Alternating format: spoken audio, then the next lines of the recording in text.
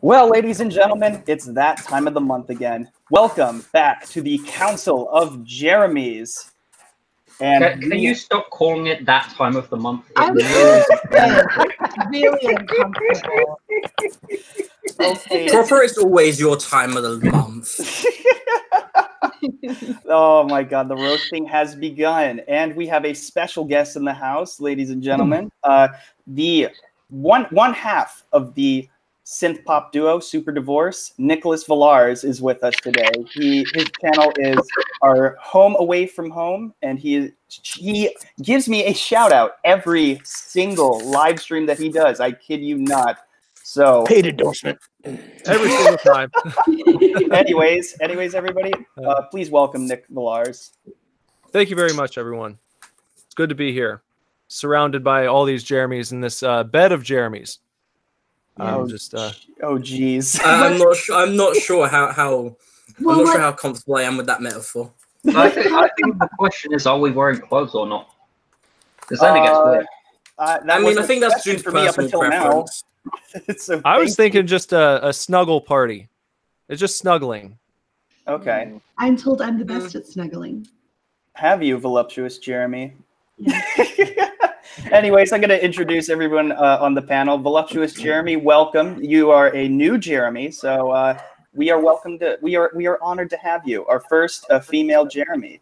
Thank you. I'm honored to be here. I am the Jeremy of the voluptuous variety, and I like to keep things nice and sexy. All right. People like Fabio. I can't believe it's not butter. I'm just saying, you've got hair that would rival Odin's beard. I do. And we also got Thug Life Jeremy in the house. Hello, everyone. I am Thug Life Jeremy, everyone's favorite British arsehole. Normally, I say I'm the best of the Jeremys, but when I'm surrounded with all these lovely Jeremys, I'll just say I'm better than proper. Oh, that was very sweet of you. It's very nice. And we also have Spartan Jeremy, formerly known as Clone Commander Jeremy. Welcome. Oh, I'm not done yet. This isn't even my final form. Oh God, I am horrified. But is it your final gender? That remains to be seen. Yeah, he's a post-op right now, buddy. Just keep your camera off. Hashtag diversity. Hashtag diversity. Okay. And inclusiveness. Speaking of inclusiveness, we have a homosexual Jeremy here. We have Jeremy Simmons, who has the whammon workout videos that comes out every single day. You can find it early morning at like 3 a.m. on the home shopping channel. Jeremy Simmons, my number 2 man. What's up? Not much, everybody. What's up? And if you buy now, we have an exclusive EVS huggable ragdoll. You can exercise with them, you can hug him, and you can also feed him pies. It's a great way to look at yourself in the mirror by having him right next to you, because he makes you feel like you need to lose weight. Wow. All now. Wow, that's amazing. All right, and we also have Hallmark Channel Jeremy. What's up? Greetings from Hallmark. I am the Minister of Propaganda for the council, and so I will propaganda my ass off as much as possible. Okay. I just found out that Hallmark Channel Jeremy lives in Middle Earth. I just found that out today. So Oh yeah. Oh yeah, with the beard, definitely. Yeah. And last but certainly not least, Force Ghost Jeremy, the Vice President of the Council of Jeremys, and always has some sort of interesting things to show us, and very cool costuming. He's a great cosplayer, fantastic Photoshop artist. Force Ghost Jeremy, welcome once again. Hi everyone, welcome to the stream to everyone that's joining us, and let's get on with this and go for it. All right, yeah, absolutely. But first off, can you show off that little R2 in the background? Yeah, sure.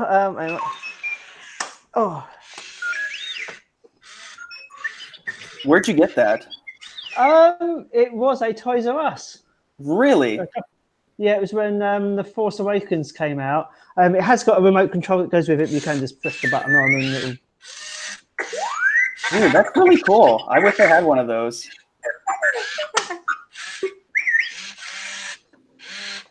So, That is so cool. That is so awesome. All right. All right. So let's get this one over with. So earlier this week we had a false sense of hope that happened not too long ago with Rian Johnson's trilogy reportedly being canceled, but the carpet was once again swept from underneath us when he confirmed that it actually was happening. From this news site, it's called I think it's Super Bro Movies, and it's like a young journalist website. I guess they're up and coming.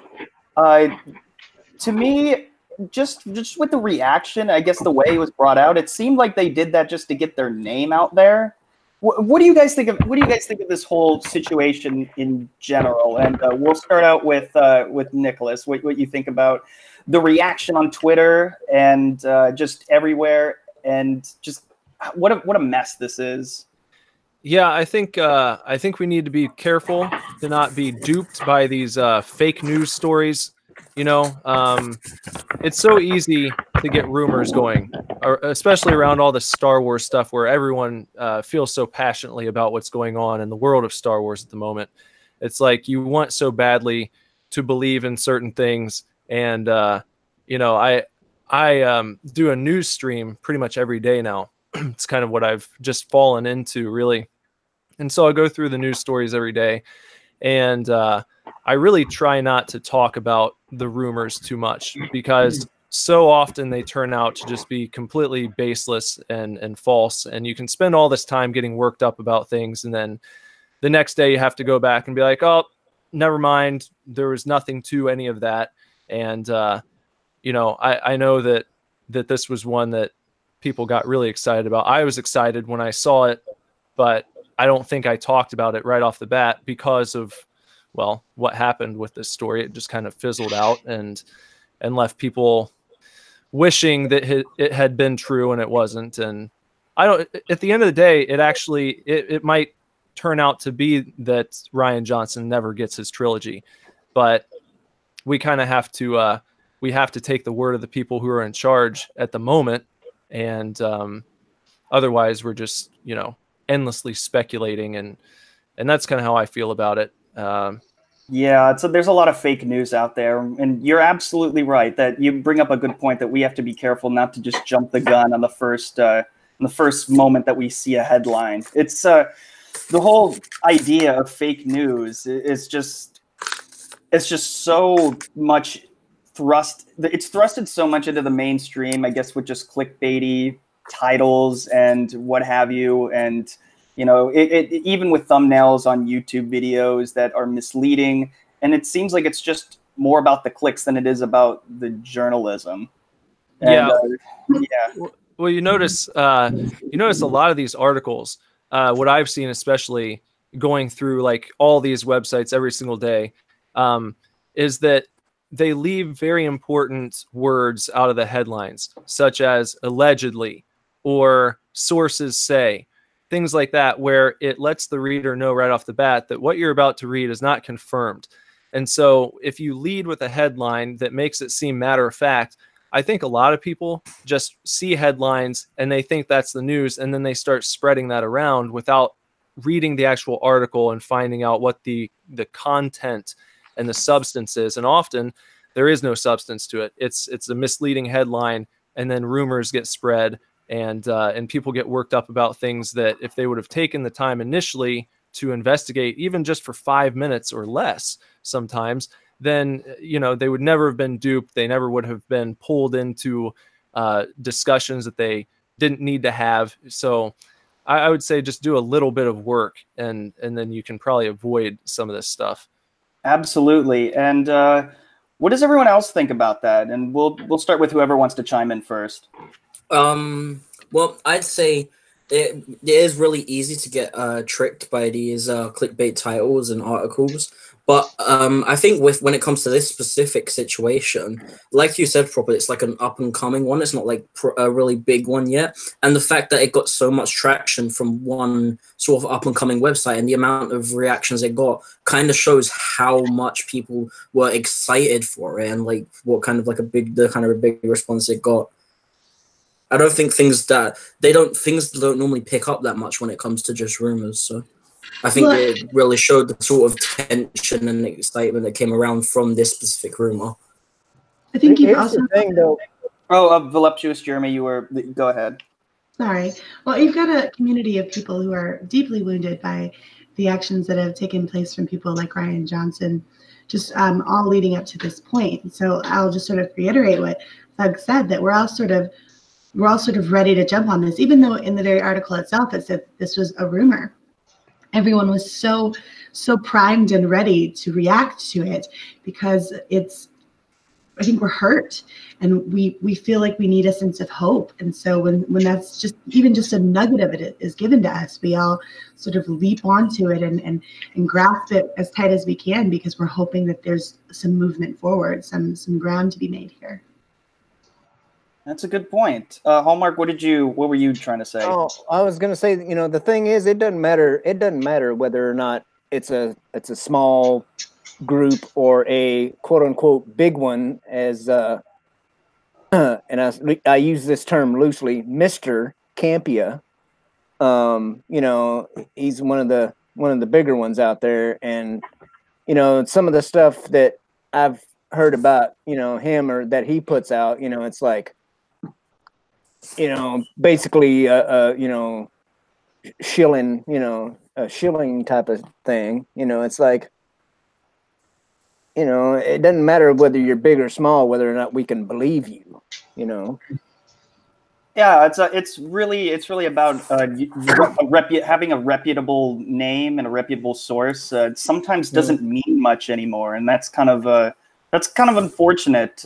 And I think I've only noticed this over the last, maybe like 5 years or so. I don't know if anybody else really noticed it a lot, but maybe that this was just a thing before, but nobody really realized it, I guess, until the term fake news came out, with the election and whatever, and everyone started to really notice that. So that's a good point. And Force Ghost, Jeremy, do you have anything you'd like to add? Yeah, sure. I mean, it's quite interesting for me because I'm in England. It all happened when I was asleep, basically, in bed at night. And it was more interesting watching it the following day after it had all happened and then going and watching Jeremy's live stream. I think it was something like 3.5 hours that he did, and watching it all kind of transpire and the rumors coming out, and they're trying to confirm it and looking on different sites, and then eventually sort of Ryan Johnson posting, no, I'm still going ahead. But I think what's interesting is just the general reaction from everyone was, yes, he's gone. And if anyone from Disney or Lucasfilm watches any of this social media, just the reaction from a large majority of fans, I think, is everyone wants him gone. And if they can't see that, then well, we're all doomed. So, but it would certainly be interesting to see how it transpires from here. I think Jeremy said himself, sometimes these rumors are put out there just to see how people react to them. Yeah, that's right. So it's certainly going to be interesting. So see how it goes. I personally don't think he's going to get his trilogy. If he does, I certainly won't be going to see it. So. All right. Before I think Spartan Jeremy, it's going to take me a while to get used to that. Before we get to you real quick, I just want to thank you to everybody who's watching and people who are commenting. Everything Star Wars, John Matrix. Hey, it's Sith Kryptonian. What's up, man? Dakare, is that how you pronounce it? If I'm mispronouncing it, just let me know. Welcome. Bad Meme, welcome. Caitlin the Keeper Jeremy's is here. Ruthie is here. All right. Oh, what's up, Mary Vidalis? How are you? And Jeremy Joshua. I don't know if that's a Jeremy account or that's his name, but That's pretty funny. CT117, what's up, man? All right. Okay, awesome. Caitlin, the keeper of Jeremy's, said, she said something. She said it was blasphemous that I lost it. I lost it. And she was, oh yeah. Oh, here it is. How improper. Mrs. Force Ghost Jeremy was the first female Jeremy. I meant on the panel. But actually, you know what? That is true. That is true. Yeah. He means on the panel. Anyway. She's not here. It's fine. When is she due soon? She's due to give birth in April. Actually, she's actually due during the middle of celebration, which is why I'm not going this year. So, I think it would have been a fate worse than death had I gone to celebration. Priorities, man. Priorities. Right. I'll be honest, you're not missing much. No. Hey, what's up, Moist? How you doing? He just had a stream right before this that was kind of like a roast of me. It was kind of like he calls it the pregame, which is pretty cool. Isn't every stream a roast of you? Pretty much. Thomas Gilkey is here. Welcome, John Matrix. Welcome back. Oh wait, I already did. Oh, I already acknowledged you earlier. Okay. Well, what's up? How are the shades? I really like those. Proper Anna's here. Proper Sister. What is up? Jeremy Movie Phone is here. And if you guys would like me to, oh my God, a Mickey Mouse love. Oh my God, no. Mickey Mouse, Jeremy? Yeah. Thomas is my favorite tank engine. Absolutely. And if anybody in the chat would like me to read any of your comments, just tag me. Speaking of the devil, CT117 says, could I also mention that Bob Iger has not said anything about Rian Johnson or his trilogy? Yeah, that's very true. That's very true. And that just makes the speculation even worse than it already is. What were you going to say? Oh, no. It's a bit of a change, so just keep saying what you're saying on that subject. Oh, okay. And Spartan Jeremy, did you have anything to say on that before we move on? Or anybody else? I have two things to declare. Yes. One, it is the birthday of Mecha Random 42. Today? Someone I am sure we all know and love. Yes. Yeah. She's Is not it really her birthday? You should Barbie. Yep. But while it's still the 16th over here, due to being in the future, I would like everybody to wish Mecha Random a happy birthday, please, in the spirit of goodwill. Absolutely. Happy birthday. Happy birthday, Mecha Random. Happy birthday, Mecca. We're so happy to have you around, you beautiful Happy heartbeat. birthday. She is awesome, and she's been in the chat. Have a good one. She's been in the Council of Jeremy's chats a few different times. She's amazing. All right, so she definitely deserves a Hallmark birthday card. that's pretty. You sure not a Christmas ornament, Hallmark, Jeremy? What's that? You guys think that? I said you sure not a Hallmark ornament. You know, Christmas I think ornament? we're a few months away from Christmas. Yeah. Actually, they start selling them in June. Oh no! Oh God! Well, at any rate, I would be remiss if I didn't talk about the about Jeremy, of course, the great overlord, geeks and gamers. I thought the overlord we were talking about was Doomcock. Oh, he is he's an actual overlord, but I'm talking about like. But I mean, we have Austin Powers in the chat, and he says, "What a smashing stream, yeah, baby! This is shagadelic." You didn't tell me Austin Powers was going to be here today.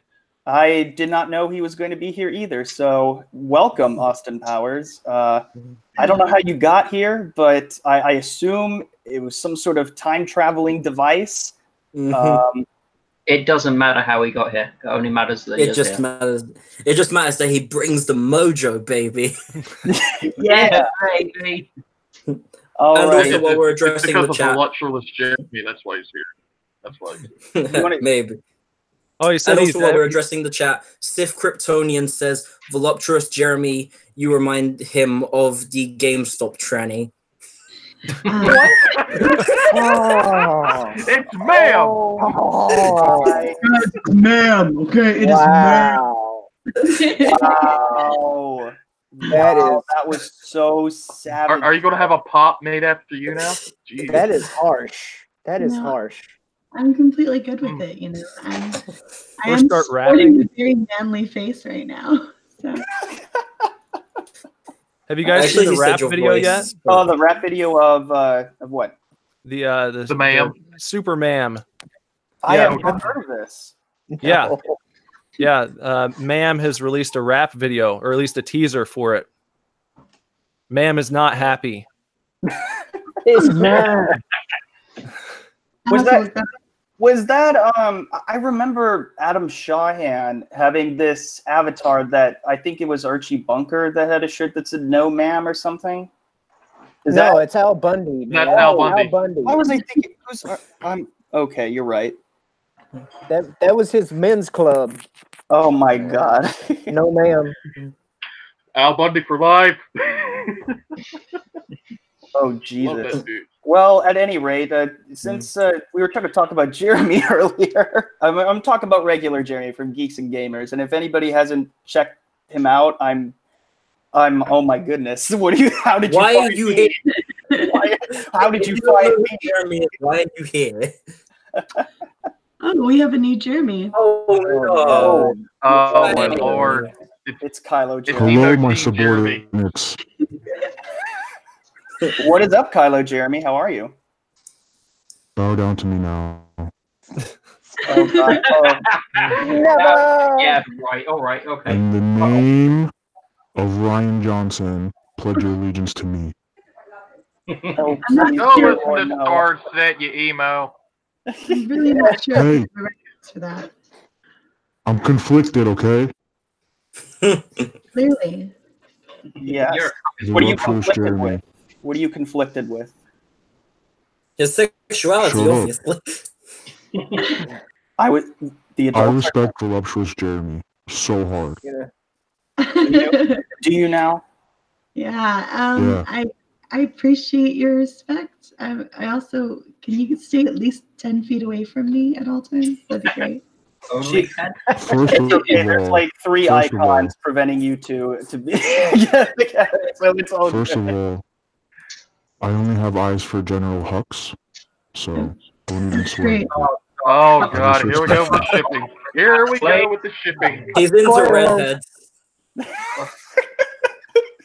I'll show you a redhead. I don't even know what that Really? means. What does that even No mean? one wants to see your drapes, buddy.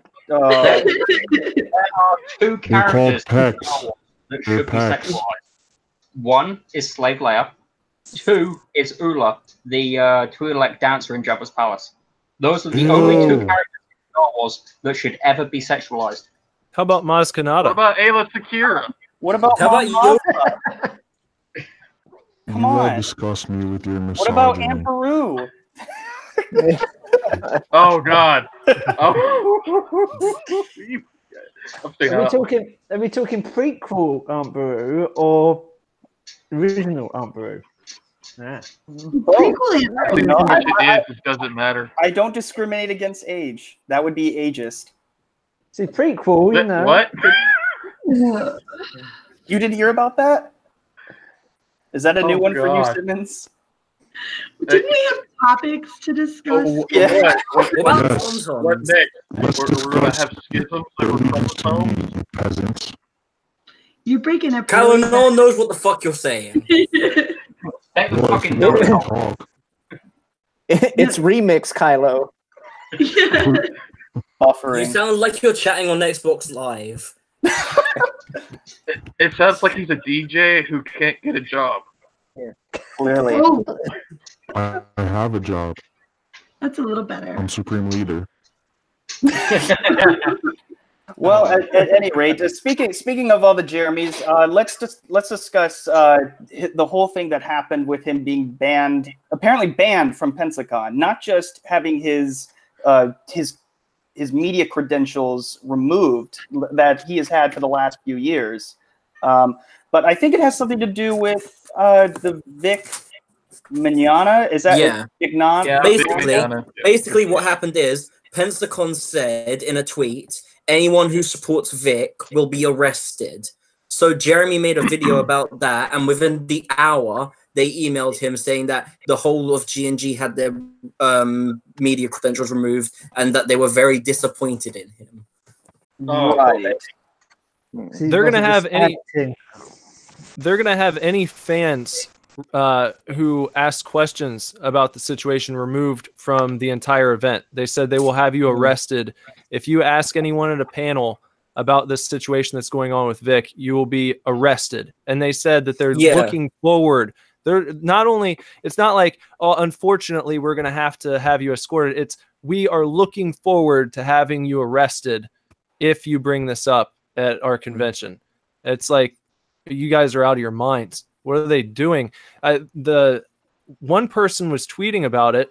It was like someone who had like 200 and something followers. I saw this article on Bounding Into Comics earlier, and they asked the Pensacon account. They're like, how'd you even find me? It's like, I didn't at you in my post. And they said, we have eyes everywhere. That is so creepy. I know. Just like And then they deleted the account. The reason they were going, they deleted the account. The reason they were doing it is because one of the people who's accused Vic is going to be on a panel there. One of the ladies who accused him, and so people were gonna go there and sort of like protest against her being there, I guess, because she's accused him with no evidence or not even telling what actually happened, just saying it happened to her. So people were going in protest, and they said, if you're going here to support him, we will arrest you. Man, I think in fairness, may I say something? Yes. Go ahead, Force Ghost, and I'll let Force Ghost go, and then I'll continue. Okay, and I think in fairness, from Jeremy, I think he kind of played them a little bit, shall we say? I think he knew he was going to get banned, and he knew exactly what was going to happen, and they, as he said, they fell right into his trap. And but he knew they were going to get pissed about it. He knew he probably wasn't going to go, but it was worth. Yeah. It was like it showed just how insane these people are. Exactly. Yeah. It just proved his point that he didn't even have an opinion on the matter. He just made a video about it. He didn't make an opinion either way, and they're just like, no, that's it. You're not welcome. So, wow. Yeah. You can't even make a video stating facts, because all he did was show the tweets that they made and that people have made in response. He just showed other people's tweets, and then they're like, "No, you're banned." So, man. And now and now their account from Twitter is gone. Their Pensacon. Yeah, that's a bit much. Yeah, it is a bit much, and I don't know if anybody here watches Nick Rekieta at Rekieta Law at all. Anybody here? Sounds familiar. I know who you're talking about. He's the go-to guy for EVS most of the time, when there's something to be brought up in law. But Nick Rekieta had a live stream on yesterday night, and he had Yellow Flash and a couple other YouTubers who were big into this whole now anime gate thing. And one of the things that Nick Rekieta pointed out, because he is a lawyer, is that any convention you go to, private or not, is usually in a municipality law where you can't ban people from places that government controls, like a hotel or a convention center. And apparently, when Nick Rekieta gave that fact out, if you look on Pensacon's location, they are in a Grand Hotel. So basically, they're clutching themselves in a catch-22 here, banning people or refusing to let people in based on political ideologies, because you can't do that based on the municipality of that. And it's also a federal law. You can't do that because it's also against the freedom of speech to ban anyone based on their religion or their viewpoints. So Pensacon's got themselves in a pickle where if Jeremy actually wanted to have a class action lawsuit with anybody in his area against Pensacon for this, he's at his right to do so, because he has the evidence, the means, and the motive. Yeah, didn't they say something like, we're a private event, so freedom of speech doesn't matter? I think no, they can't do that, because once they enter a municipality within a public building, Yeah. That forgoes their right of their privateness. Yeah. Unless they actually own the building, they cannot claim they are a private show event. Yeah. That's what I thought. But that's what they were saying. Does anyone know who? Yeah. Sorry, I was just going to ask if anyone knows who actually, the people are behind this event. If anyone's tried contacting the organizers. I haven't. I'll give that a quick look. No. Because I was curious to find out if the whole thing that happened on Twitter was like something that the people at the top wanted to go down, or if it was like a rogue, wacko within their organization who went too far, and that's why they deleted it. Or, like I said, it could have been something that was approved, but they just didn't like the backlash they got from everything that was happening. I think it's the latter, because I think Jeremy pointed that out in the initial video, and and that was their response. So I'm guessing that it's just something that didn't look good, and so they just took it down and deleted the whole Twitter account, as opposed to just deleting the tweets, because I don't know why you wouldn't. It doesn't make any sense to me, but if they're archived, they'll be there forever. They can't delete them. Nothing gets deleted. Yeah, that is true. Everything, once you upload it to the internet, it stays on forever. I think it's safe to say it's a PR disaster for them. You don't say. Yeah. It's going to be even PR disaster if big. Okay. Own class action lawsuit. Sorry, didn't mean to cut somebody off. Oh no, it's okay. I couldn't hear anything for a second. All right. Well, anyways, did you have anything else to add to the Force Ghost? I mean, the only thing I applied to, I think, one of Jeremy's tweets about it, saying that, and I think I tagged several of the celebrities that are supposed to be attending, saying, do some of these celebrities really want to be associated with a company that treats their customers the way they have been doing? Just threatening to ban people or have them arrested. It's I think if I was a celebrity and I saw what was going on, I would be like, I don't want to be anywhere near there. But, I don't know. I think what's really ridiculous about it is they'll arrest people for going there to protest someone who has publicly accused someone of something with no evidence and done damage to their career with no evidence, but they don't have a problem with inviting that person to be a guest at their convention. Some good point. Yeah, that's a lot about what side that it's impossible to be bloody neutral these days, and that's the annoying thing. But and as for their sorry, say what you're going to say. No, I don't think it's even people going there to protest about it. It's just anyone who mentions it or asks about it that they were talking about. And I mean, yeah, because that's what Jeremy did. Jeremy just mentioned it. He literally just brought it up in a video, and now he's gone. And to be so openly hostile as to say, we look forward to having people arrested if they even mention this. It's crazy. It's insane. Well, that's a veiled threat in itself. I mean, yeah. Well, it's like, why would you as people putting together this convention, which is supposed to be there for people to go and have fun, why would you look forward to having anyone there arrested? That should be something where you're like, unfortunately, we're going to have to keep this, out of the building or something like that, where it's like, we have a policy, as stupid as it is. We're not going to allow people to talk about this. If you do, unfortunately, we're going to have to remove you from the convention.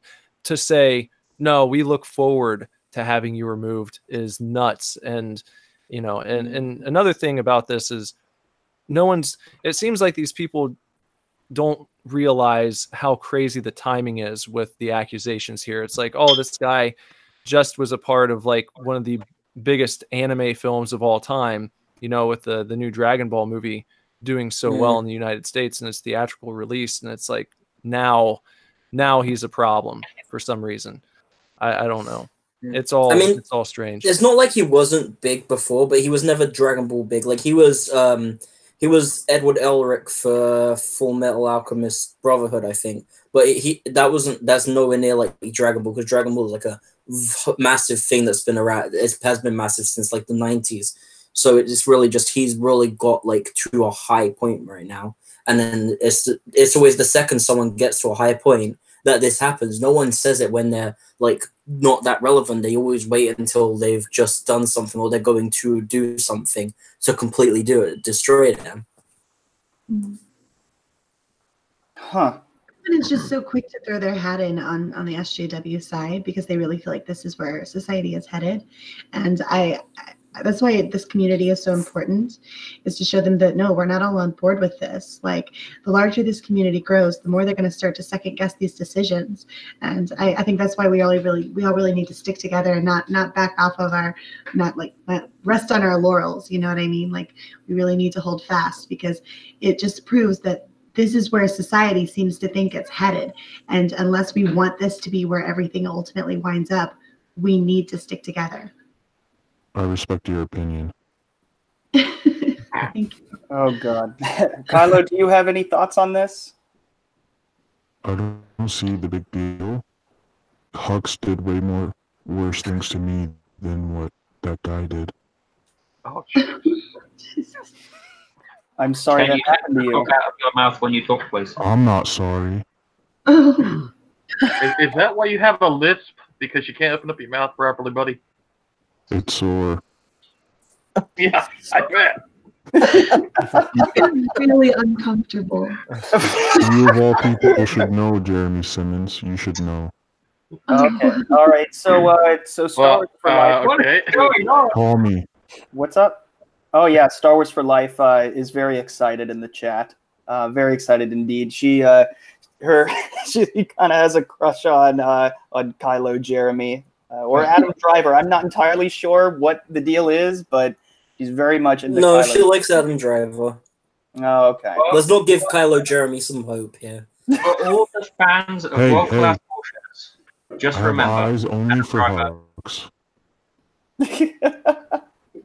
Oh dear Lord. Well, Star Wars for Life. I did hear that you broke your leg, but no, you just sprained it. I'm glad it's not broken, and hopefully that you have a very quick recovery, and that's all we can really hope for.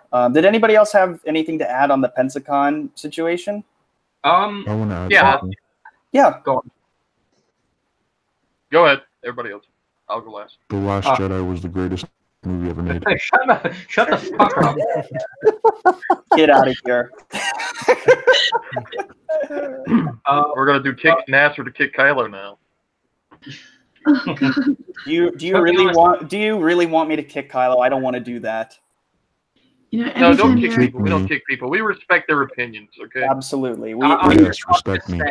He's already banned Lena Dunham, so he's suffered a face worse than death. Seriously, every time Kylo Jeremy's around, I feel the need to overeat. I'm just gonna get the cheese stick, guys.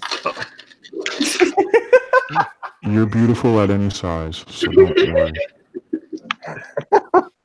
But yeah, to be honest, I didn't know that Jeremy or Geeks and Gamers had actually been banned from Pensacon. I knew his media credentials had been revoked, but I didn't know they'd actually been banned. I mean, I've not heard if he's actually been banned or not. I don't know if he has been completely banned, but I highly doubt if he walks in there, they're going to let him go through. Yeah, definitely. I don't think he's going to get arrested or anything. I think that would just be... What would you arrest him on? Yeah. That was my whole thing. They said they're going to arrest people who support Vic. What the fuck are you arresting people on? Yeah. It's not a valid charge. It's not a valid charge. I mean like, you quote the USC code of the federal law after you buy a ticket at least. Like, what are they gonna just? Are they gonna arrest everybody if people decide to like protest outside or something? You know, like no, because it's a peaceful protest. That's why. Well, I It's want it political suicide if they do that. I don't want any riots at Pentagon. No, thank you. I said the Pentagon, didn't I? Oops. You did. Pensacon.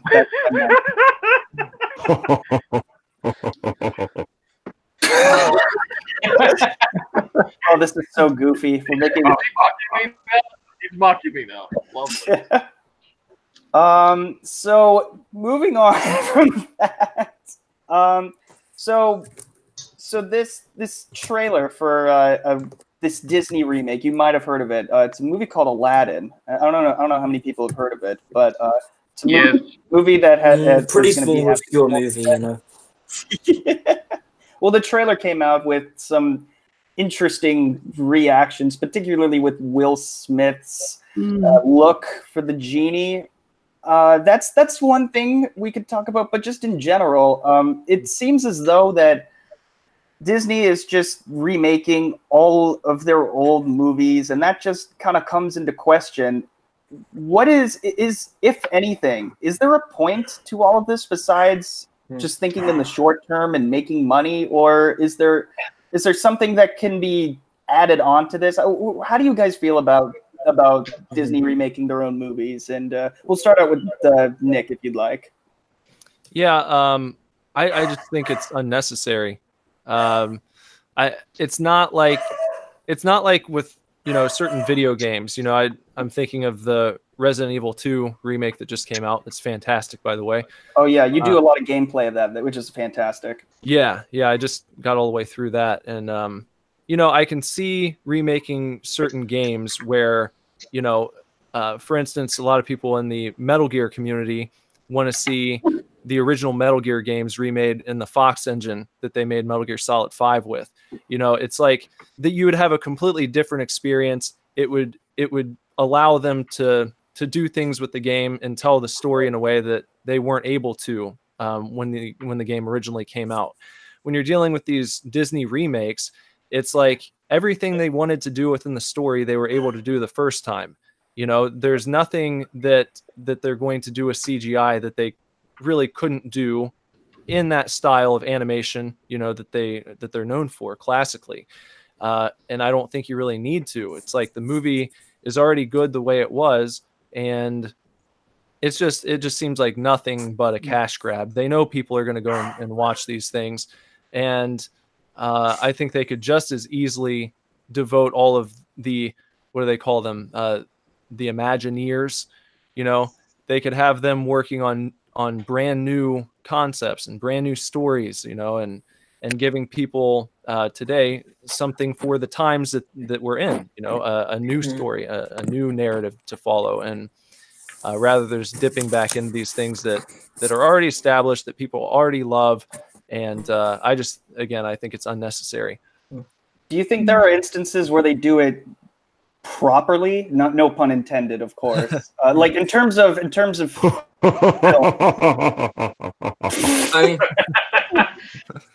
I think the Beauty and the Beast remake was pretty good. I thought it was a really decent movie. Like, it didn't change too much. It was just sort of like made it look a bit better.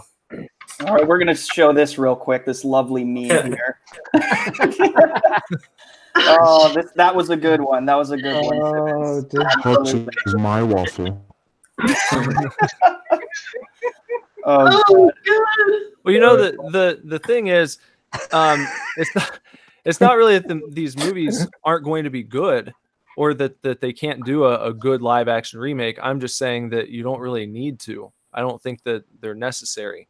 They could put it out, and then it's like the movie's already out there, so people are going to go and see it because they've put the time into the promotion and everything. I don't know. I'd rather see a sequel or a continuation of the animated movie than I would the live. Oh, but there were 5 Aladdin films, I think. There were 5? 4 or 5, yeah. I counted 2. Yeah. I stopped after The King of Thieves. I thought it was a trilogy. Nope, it was Sorry, go ahead.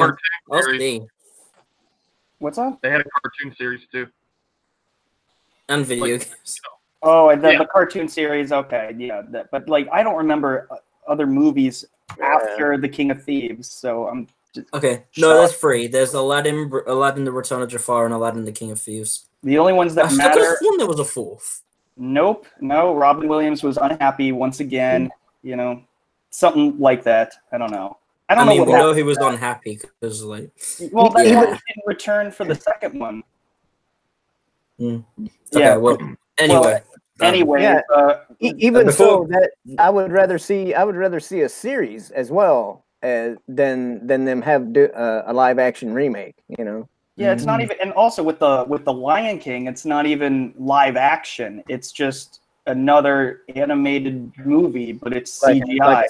CGI I mean, fest. the one thing they can do, they Canon do with these movies is they make it just a tad bit more mature and less fairy tale. Like they make it more like a kid's hero film than a fairy tale. They make it a little darker and stuff. I don't know. I think the first Lion King was pretty dark. Well, and Yeah, that's it kind of adds to this like notion that there's something wrong with animation, as if that's not enough, as if it's not adult enough for people or something. And I think animation in and of itself is a wonderful, wonderful art form, and I don't really understand why it has this rap as being solely for kids.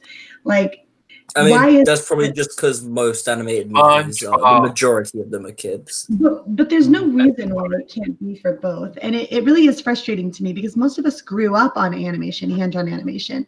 And so I don't really understand why we're supposed to have this beloved item repackaged and made real, you know, as if that somehow improves it in some way. Now, I loved these animated classics, and I was in the beginning really ready to give them a shot when they remade them, because I was hoping they would add something to it. But all they're doing is repackaging it. They're just putting it in a new medium and slapping it out there and calling it something special. But it's at this point I'm getting very frustrated.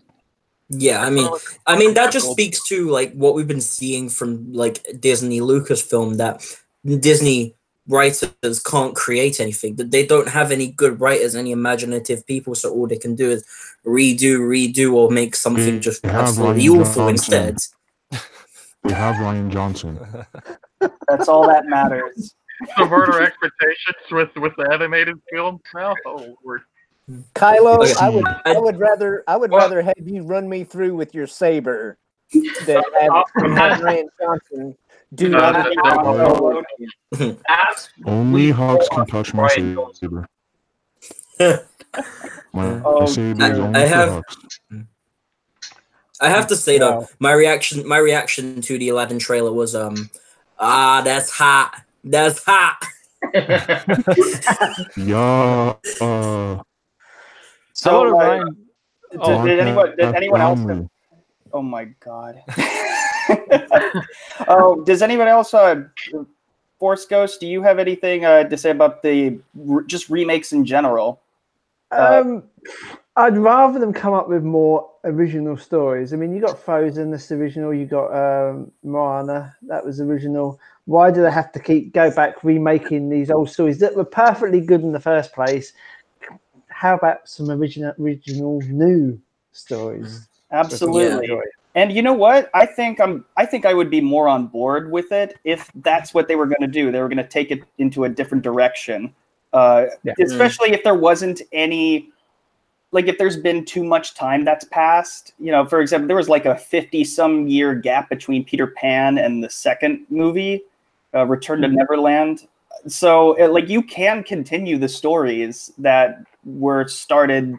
Yeah, like continuations, like Hook. Hook was a great film. Yeah, that's another great example. And I think you should be able to do whatever you want with it in whatever medium. It can be a continuation. It can be somewhat of a spin-off, if you will. But it's just, I guess, if you want to. Maybe this is a better question. What do you guys think that what would make these Disney remakes better? I guess what would make you more inclined to see them? The first thing that would make me more inclined to see them is if the genie did not look like a Saturday Night Live skit of Bollywood version of Thanos from Infinity War. Yeah, we already had the Saturday Night skit. Genie with it. You know what? It's funny enough. We already got an SNL skit with Aladdin, but it was actually with Adam Driver. That was funny. That was pretty good. I missed that one. Oh, I mean, the way Jafar was talking, it sounds like little emo Kylo was voicing him. To be fair, hey.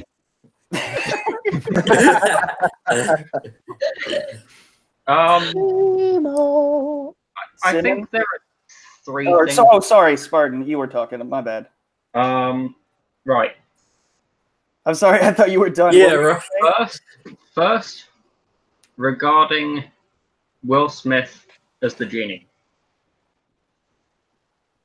We thought he looked bad when we saw him on the cover of that fucking magazine. I forget which one it was. when he looked like Goro from Mortal Kombat. Yeah.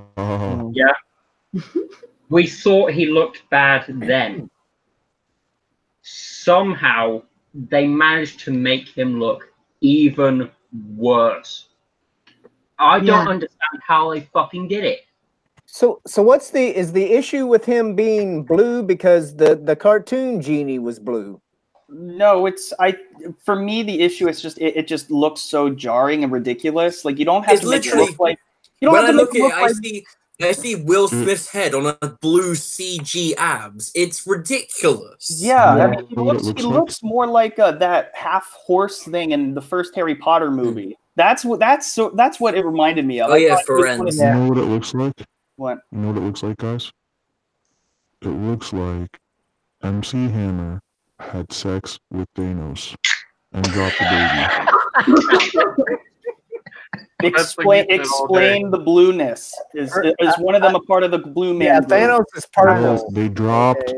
The Thanos was baby. blue in Avengers. He was blue in the first I would have said Avengers. a Smurf, maybe a Smurf, but not Thanos. No, he really does look like a very, very cheap Bollywood Thanos. Hey guys.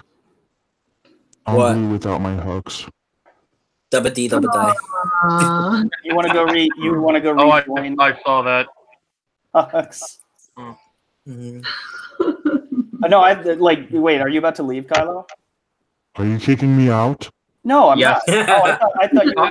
He might not be How bad. dare you? Oh man, take the hint. No, I'm kidding. No. Yeah, I thought you said that you missed Hux, so I thought that was you trying to Fine. Because I respect voluptuous Jeremy so hard. Yeah, Kylo, we're kicking you out. We don't serve your kind here. No, he's Jeremy. Hey, scare him away. No, it's okay. He's Uh-oh, we got Robo Voice. What the fuck? You're going through a wormhole. My mask. I broke my mask. C-3PO translate. He said he broke his mask. Oh god. I think he broke his dick as well. He doesn't have one to break. I thought we already filled it. Do you have any last words, Kylo Jeremy? Ryan Johnson is the greatest filmmaker of our generation. No one has any idea what you're saying, man. Well, He said Ryan Johnson is the greatest filmmaker of our generation. That's what he said.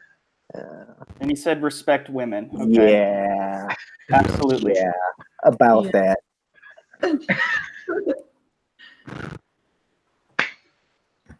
All right. See ya. moving on to my second point. Bye. Oh, bye. That was fun for a while, but I think we got really off topic like Yeah, so we many did. times. So I'm sorry to put you Yeah, through, Nicholas. 52 minutes in. Although I have to say, Will Smith as the genie, if he's just the voice, is not bad. Because Will Smith was funny at least. Recently, it's been a bit.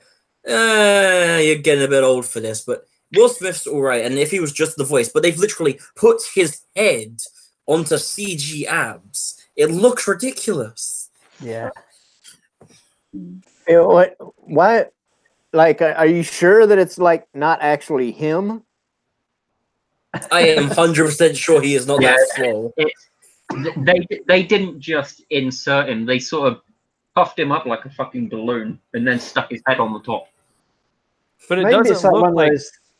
Because like the one picture I saw of him, it looks like his actual body. I don't know. No, that body is way too fucking like swollen shit.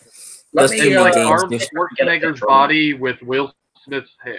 That's what it looks no, it's not nearly as big as Schwarzenegger. Because to me it didn't look big enough. I was expecting them to like really go over the top with the genie body, and then it would just be like Will Smith's voice. That's why I found it to be so strange. It just looked like a little bit bigger than regular Will Smith, but not big enough to be anything special. I was expecting him to look more like the build of the animated genie, that Robin Williams played. But it looks way too human. I was expecting something more like the ghosts in Casper. Yeah. Yeah, I think they would have been better. They would have been better to have made the genie completely CGI and just had Will Smith's voice. And I think that would have been better, without a doubt. So somebody mentioned something about Casper the Friendly Ghost. Jeez, I thought that was a bit harsh, but I said that's what I was expecting it to look like, but he looks really human and like literally they tried to give him like a proper body, but he's a fucking spiritual magic. Oh, what was that? Man, I just found this. It's kind of sad. Oh, I'm gonna present this real quick. Oh wow. Oh wow. What? Wow. That's sad. That's what we could have got. Wait a minute. Is that Robin Williams? Yeah, that's Robin Williams. Yeah. Oh my god. Oh, my heart is broke right now. That's sad. You're killing us, man. Do you think Robin Williams, like if he were around, do you think he would even be interested in reprising the role at all? No, because that man understands this stuff, and he would know that remaking this is absolutely fucking just terrible. That's why we don't have a new Popeye.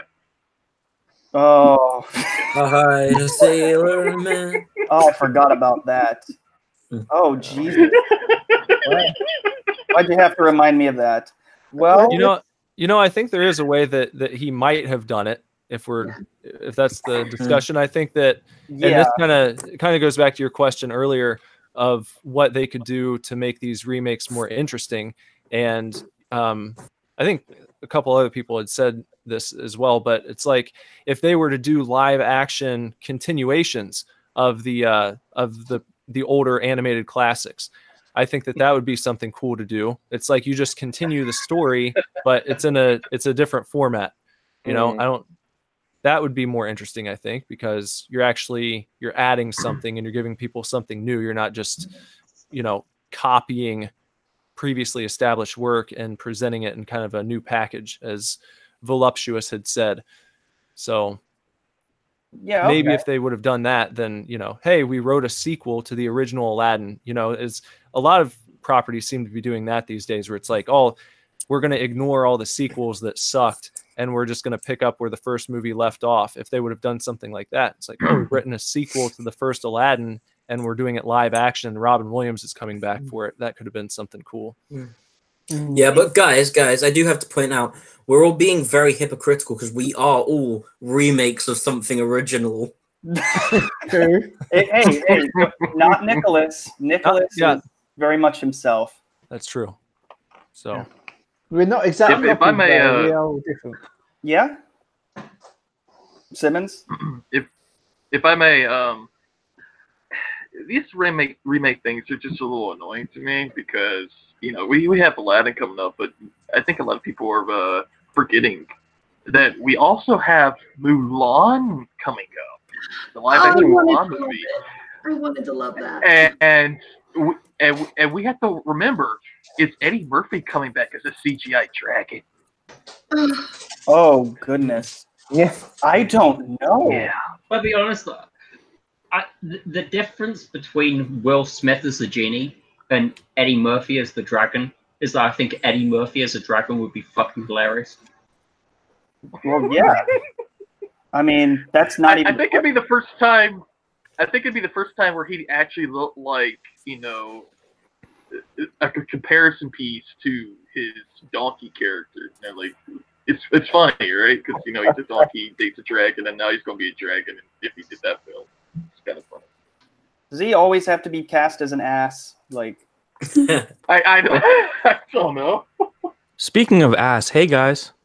Hey, Stiff, what are you doing here, man? You have to wait till Proper's done. It's not Pringles time yet. God, will you guys mentioning Pringles? I can't even go to the damn grocery store without getting freaked out. You just reminded me. I went up. You shouldn't be in the grocery store. You should be in Odin's closet. Yes. Oh, hey, I try not to. I'm so sorry you have to endure this. Why are you here? You're not even a Jeremy. Ew. What, who are you? Oh. Hey, no, it's okay. It's all right. You just reminded me.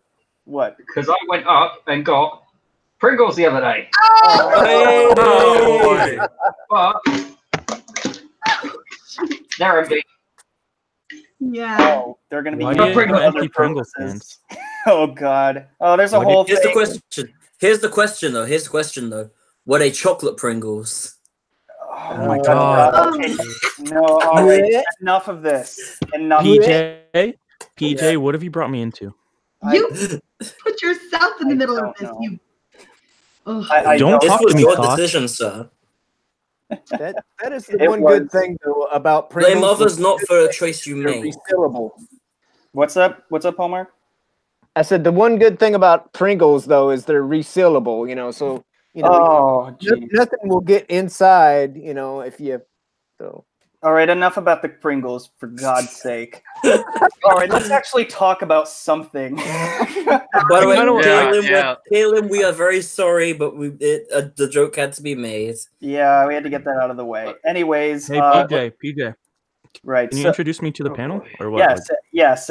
So everybody, this is Sith Kryptonian. He is he's the leader of the Senate streams that occur most every Friday, which is pretty great. And I'm a part of the Senate as well. He's been very gracious to me and many others. Welcome, Sith Kryptonian, and everyone in the chat. If you can't, please subscribe to Sith Kryptonian. He's very close. He's very close to 700. So let's get him up there. Oh, What's I up? meant hey, I appreciate that, but I meant like introduce me to who's here. Like I don't know half these Oh, Jeremys. okay. Oh, yeah, sure. Yeah. Okay, this is Force Ghost Jeremy. I know Hello. him. What's up, buddy? There's Hi. Hallmark Channel Jeremy. I know Hallmark. What's up, dude? Jeremy Simmons. And then this is Superdivorce, Nicholas Villars. Oh, I like your streams, dude. I think I mentioned that in the chat earlier. Yeah, thank you. Thank you very You're much. welcome. Glad to meet you. Yeah, I showed too, him, man, I you showed him too. the Resident Evil stream, and he was like freaking out over it. We were Oh, in it it. looks so good. Yeah, it's great. Yeah, that's speaking of remakes that are actually good. And then there's Spartan Jeremy. Nice to He's meet muted you. right now. Thug Life Jeremy. Okay. Yep, and then Voluptuous Jeremy. The game stopped Why trending. is Voluptuous here? Because Jeremy, that's why. Because we what? needed women. Yeah. But you Yeah, have I mean, PJ. if we're gonna let Kylo Jeremy and the bar get set so low, we can't really say no to anyone. Wait. You let him in here? Yeah, he was just in here. You missed him. PJ, why do you talk to that guy? I don't know. He's a loser. Dude, he was an asshole on. Never mind. I'm not gonna get into it. Right. So let's talk about a topic, guys. Yeah, absolutely. So where do I even begin with Captain Marvel? Where do I even begin? You begin with the patriarchy. I know where to knocking. begin. I know where to begin. Oh, all right. Take it away. Brie Larson is the biggest fucking narcissist on the planet. Damn. Jeez. Strong words. All right. Well, how about let's give a how little about I add bit in of, hypocrite? How about I add in hypocrite? Hypocrite's good. yeah. Very Well, true. well, Yeah. Nick, what are your thoughts on just what she's been saying recently, particularly like the whole thing with saying that she on her press tour she doesn't want it to be overly white males or something like that. That I just was kind of confused by that. Yeah, I think she's out of her mind. She's clearly delusional, because to think that you can go around saying things like that and it's not going to affect your ticket sales. I don't know what she's thinking. I don't know why you wouldn't want as many people as possible to come out and see your movie and to be a part of the hype up for it, to be a part of these press events. Like, even if you wanted to like handpick who was going to be interviewing you, and you sort of secretly decided to yourself, I only am going to be interviewed by females. You don't have to make a public statement about it and sort of ostracize all of the males who might have been in contention for those interview spots or something, because now you've pushed away a bunch of males who potentially were maybe going to go and watch your movie. Now they're going to be totally turned off by it if they weren't already, which, I guess you can speculate as to how large that group of people would be that had not already been turned off by it. But I just think that she's crazy. I hope that Alita Battle Angel ends up blowing away what Captain Marvel does. I hope that Shazam blows it out of the water, and I hope it flops hard because, I think that it would be a good wake up call for them to see that type of behavior is not going to get them results. However, unfortunately, it seems like places are already putting out articles, sort of preemptive excuses, saying Captain Marvel has nothing to prove, and that like if it doesn't perform the way that they wanted it to, it's because we're sort of in a lull in the box office right now for some reason. None of the movies that are coming out are doing well, and so it's like you can see the excuses being prepared. I don't know. I mean, I'm not really like hoping it bombs so that they learn a lesson, because other than Brie Larson, Disney and Marvel themselves have been pretty quiet on the whole thing, and I don't think they should stop her, because she has the right to say whatever the fuck she wants to say, even if she is just being pretty racist. But what I will say on her thing about not letting her press tours be dominated by white men, these people don't understand numbers. Just like they're like, why there's more white people than any other race interview me? It's because there's more white people in America than any other race. It's literal numbers. Can I add something? Yeah, sure. I just think that, if she really is all about, fighting sexism and like, finding all the sexists and exposing them, she should just look in the mirror, because it's hilarious to me that she screeches about like bigots and stuff, but then she says bigoted things like oh, we don't care what white men have to say about our movie, it's not for them. Like, could you imagine if somebody said, well, Star Wars wasn't made for women, so therefore we don't care what women have to say about it?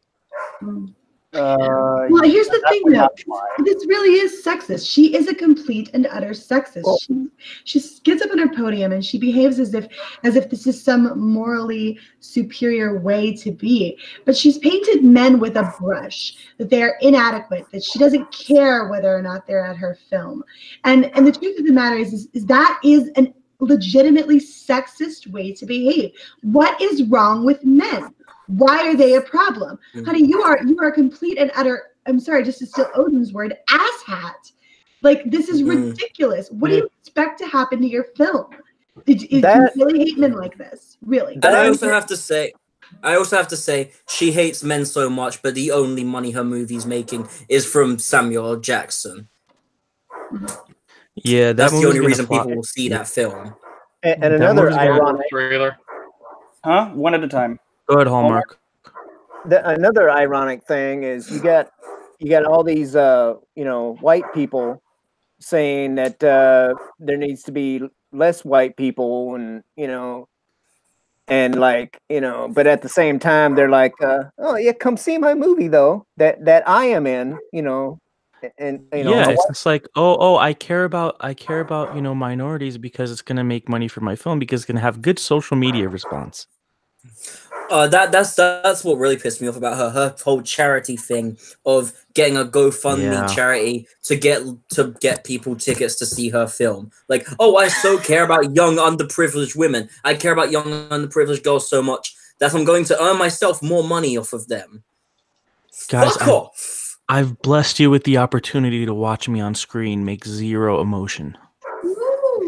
Rocks galore. That kind of leads me to something that I've been wondering for a while. Where do you guys think that this kind of mentality comes from? Like, why does she feel this way? What is know why? Why?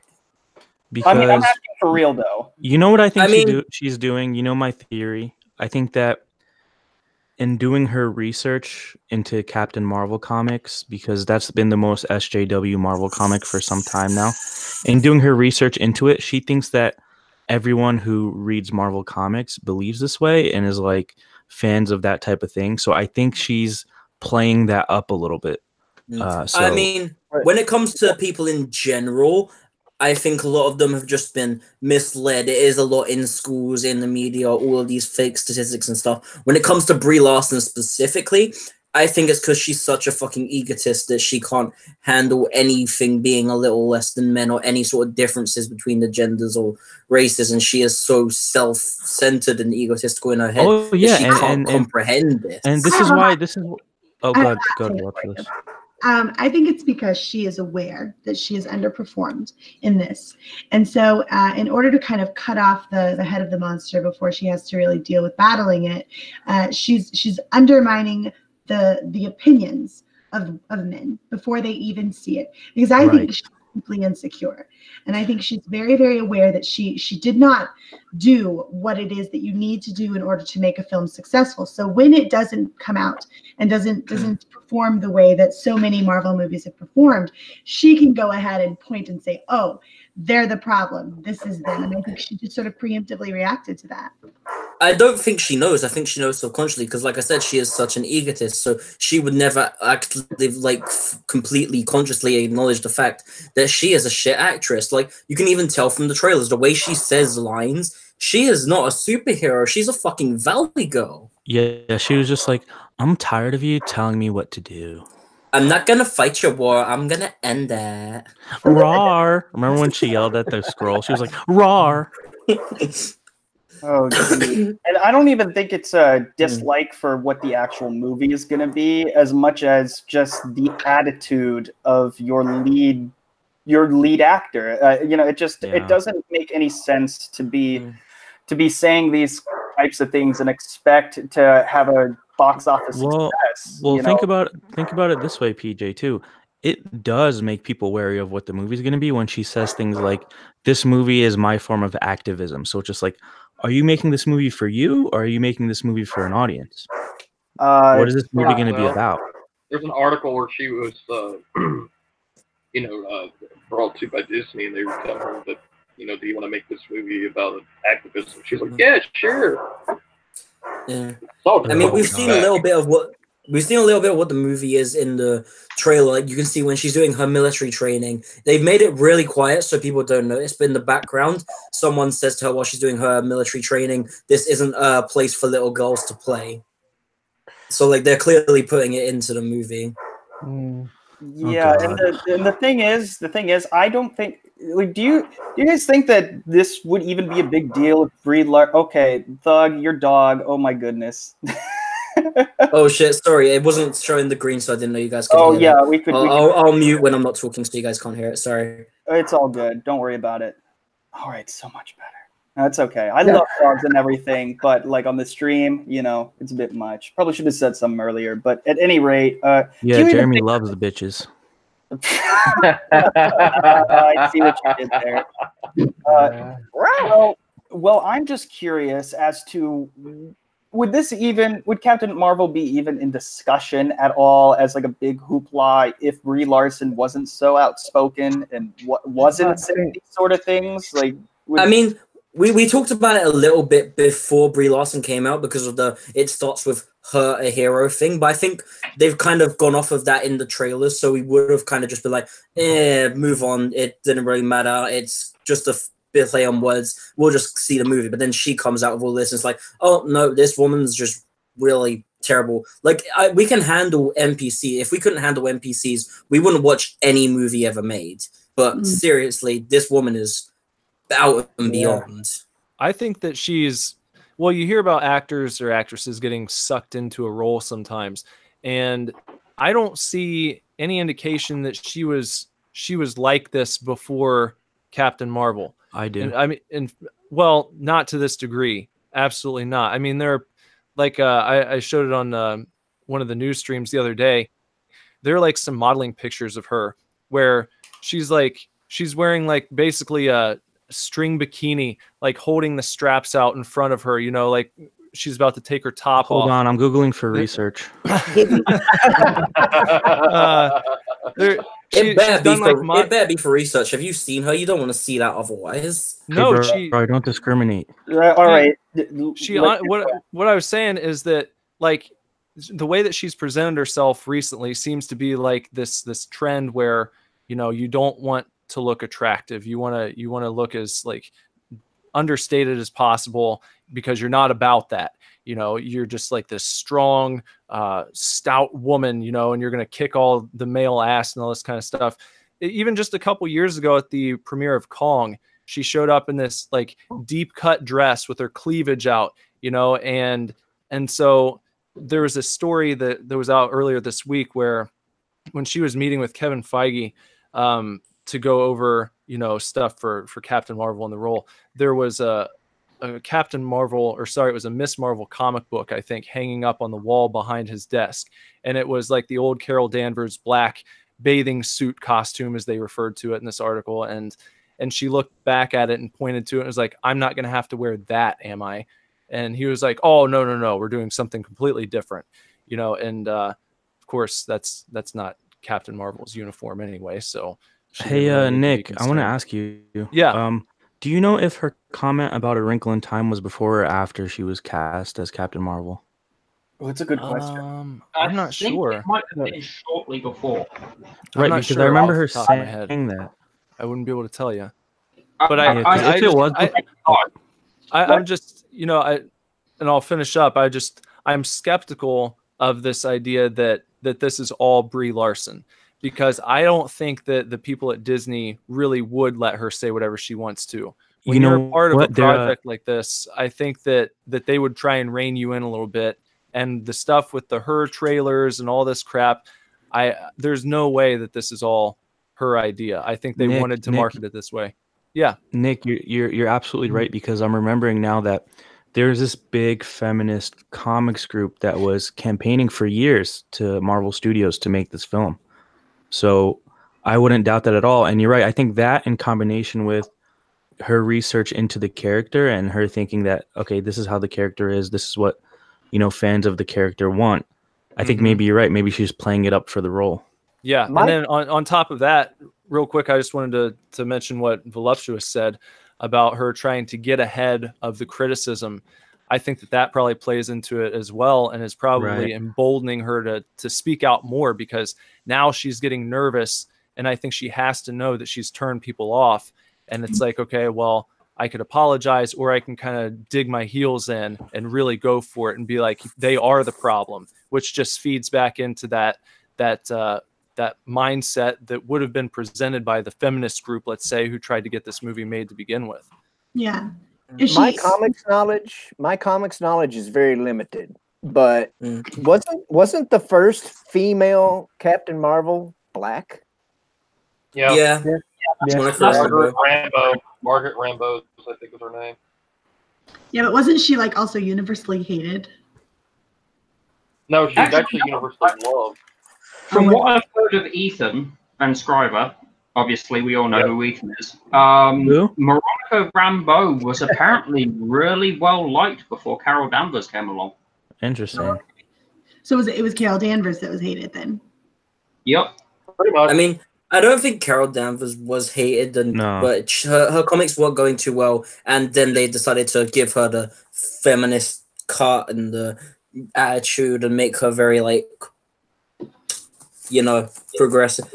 My problem, I didn't have a problem with them bringing Captain Marvel into the MCU as well, but I think they should have done like a they shouldn't be trying to give her a own movie and make her so big as well. They should have done like a Spider-Man, like bring her in for Endgame, like he was brought in for Civil War, and then after all of this, give her a solo movie, because like she shouldn't be like a big deal character. It's way too late in this phase to be introduced. Well, this is one of the few cases in which the MCU was trying to catch up to the DCEU, because they put out the first female superhero film, quote unquote, in Wonder Woman. Yeah, the MCU should have just made Black Widow or Scarlet Witch. Like we all love. I'm pretty sure we all love Black Widow. Yeah.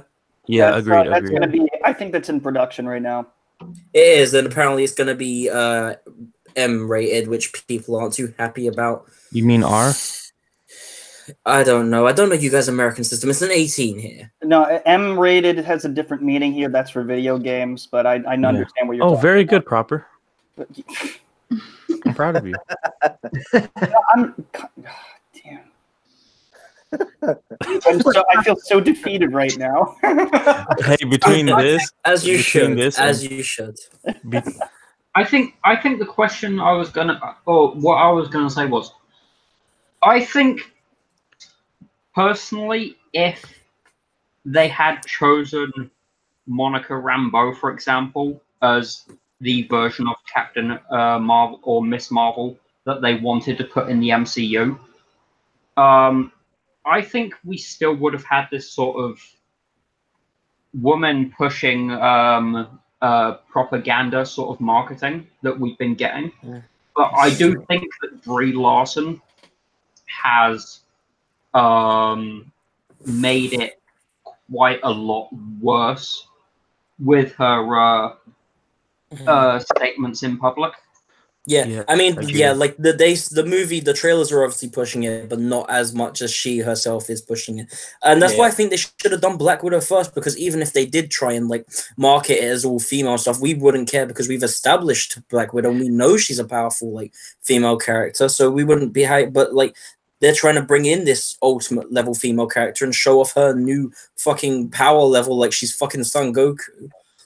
Well, the thing is with Black Widow and even the Scarlet Witch, you know, we didn't get the whole you know, her and female and whatever. They were just like, here you go, here's a badass female, you know. Well, the feminists actually don't like Scarlet Witch.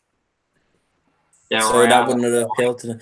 They got pissed about her in Ultron because of her thing with Bruce.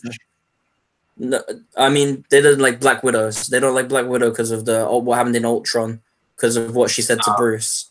Hold on. Huh? Wait. What? What did she say? Feminist. She said that she was a monster because they turned her into an assassin and made her like sterile and stuff, so she couldn't get distracted and just had to kill people again and again. And they said, well, they basically took that as, well, she can't have kids. That means Joss Whedon thinks any woman who can't have kids is a monster. So now they hate Black Widow. Oh my God, Jesus! I don't recall that, but wow. Yeah, it was happened. the thing when Bruce was getting out of the shower in Hawkeye's house. What was that, Nick? I said I remember that going around when people were pissed about that. And this is probably coming from the same type of people that are like, well, women don't have to have kids to be women, and men. Yeah, absolutely. And this is the guy who brought us Firefly, for fuck's sake. That's really sad. Well, Mickey Mouse loves marry us. I don't know what that means, but he says Carol was mostly boring. The only time she was interesting was when Claremont was writing her, but that's not the Danvers we're getting. We're getting DeConnick's 2012 and after Danvers. Okay. She was pretty interesting in the Avengers Assemble and Avengers Earth Mightiest Heroes Disney shows, and that was when she was like just becoming Miss Marvel and had like a relationship with Marvel.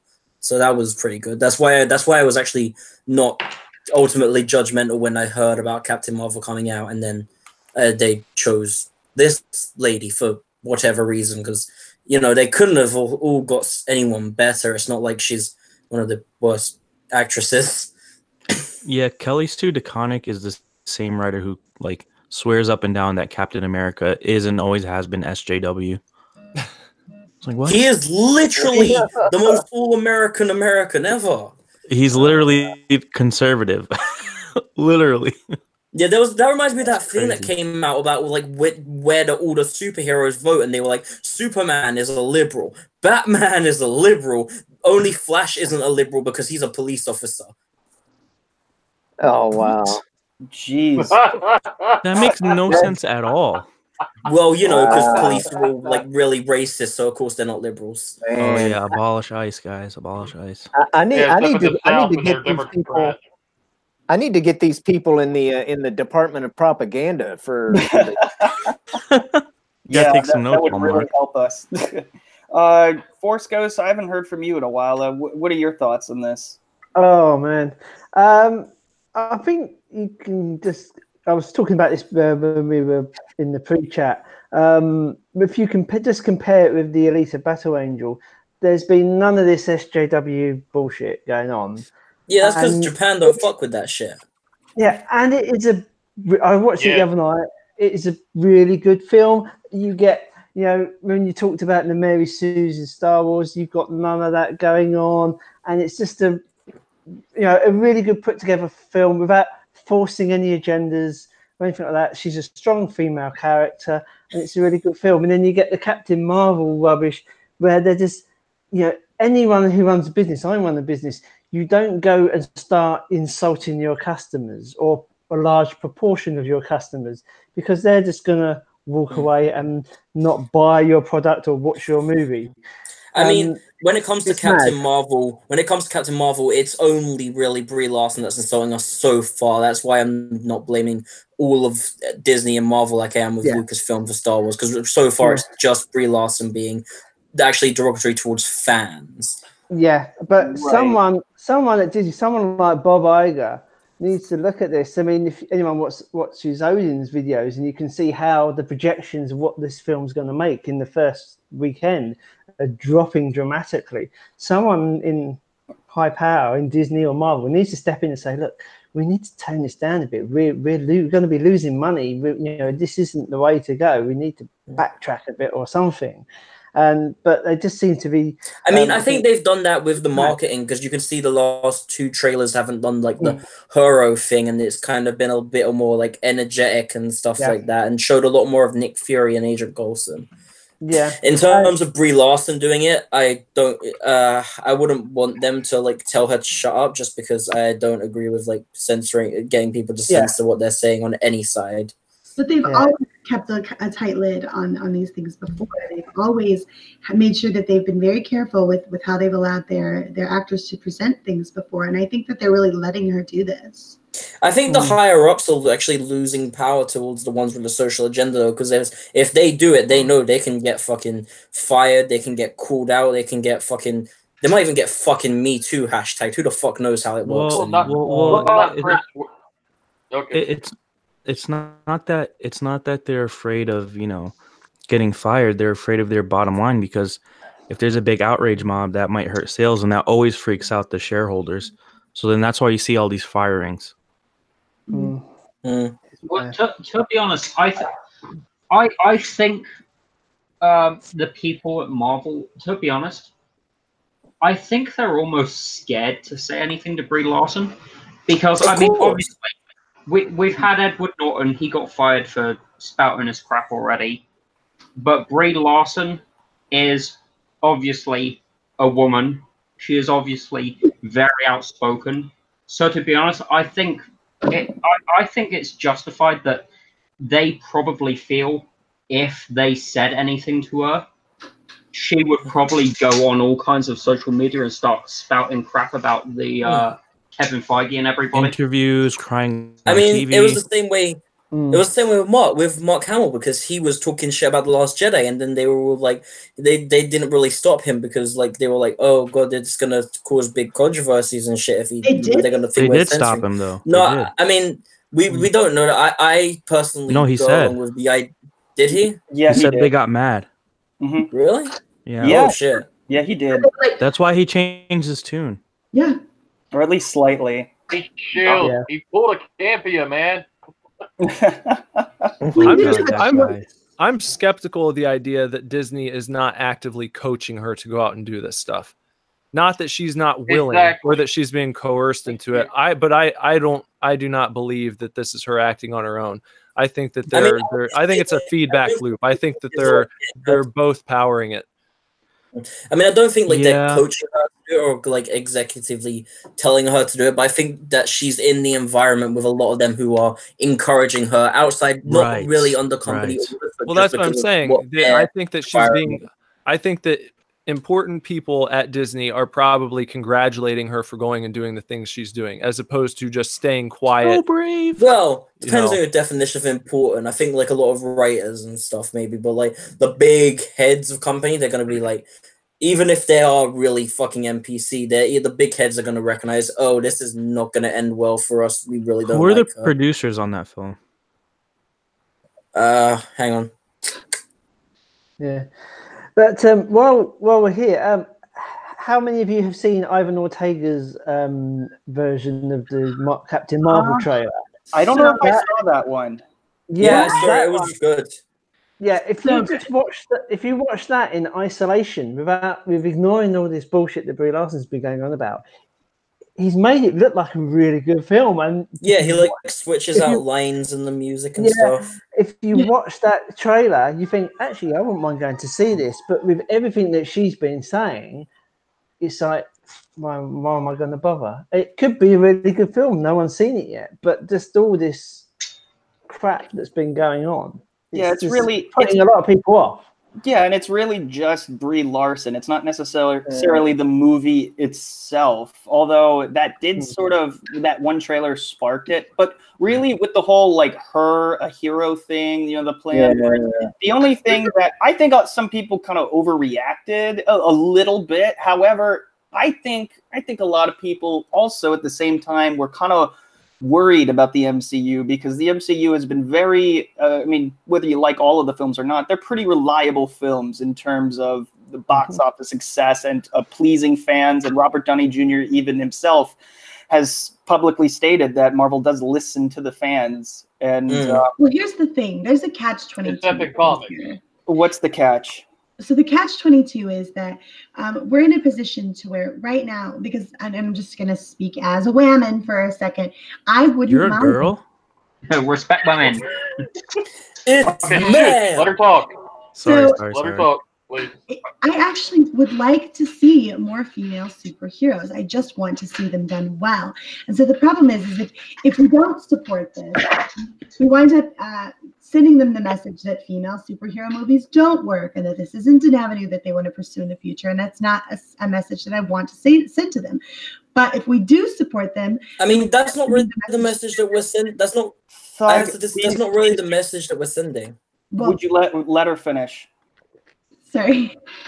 But if we do support this, then we wind up sending the message that this is the kind of narrative that we support this garbage tier concept that, strong women, if they get out there and they do this activism crap, that it just because it's a woman, that's what we want as well.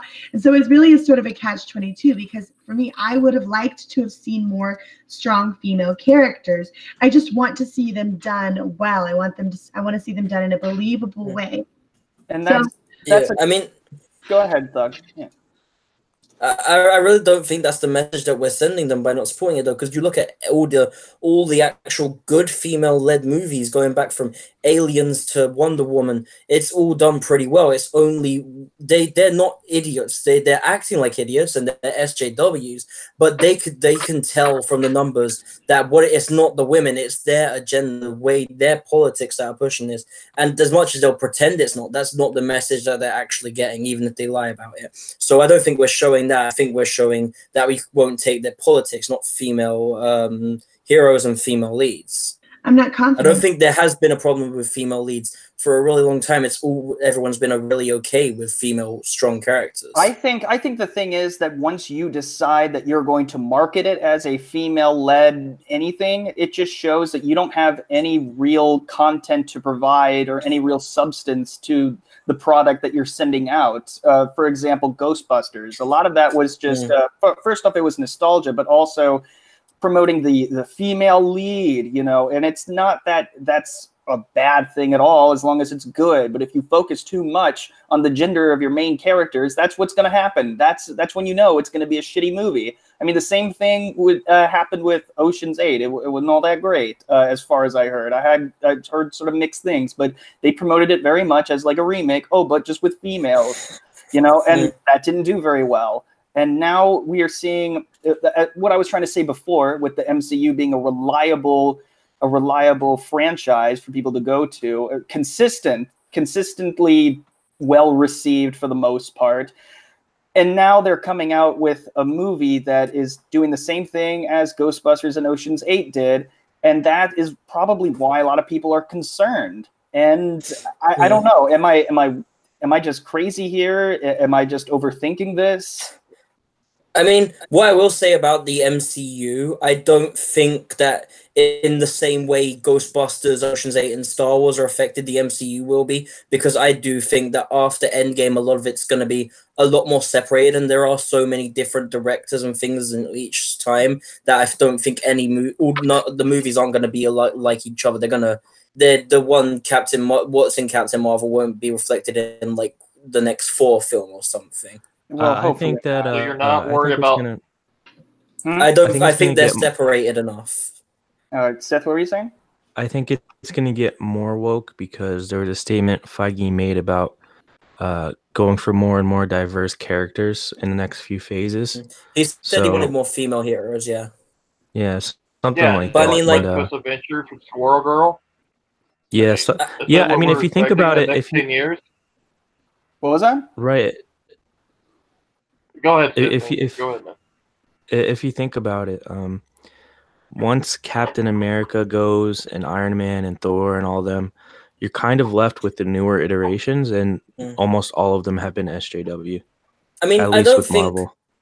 Thor's going for one. I think because they've just rebooted him, so I think they can get another like series out of him because he's basically a different character now than he was for the first 2 4 movies. But I think just him saying that he wants more female heroes is not entirely bad because, like Mary just said, like voluptuous Jeremy just said, sorry, like she just said, slip of the tongue. Okay, I'm so used to the voice.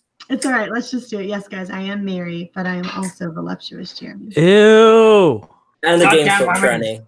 All And right. the game's We're meant- but we're yeah, meant to be like she said, some women would like more female heroes, and Marvel has a very big selection of actually good female heroes. So him saying You by mean like himself that he wants X-Men? to bring more, yeah, like they got Jean and the woman who turns into crystals. I can't remember her fucking name. Oh, Emma Storm, Frost. you got Rogue, you got...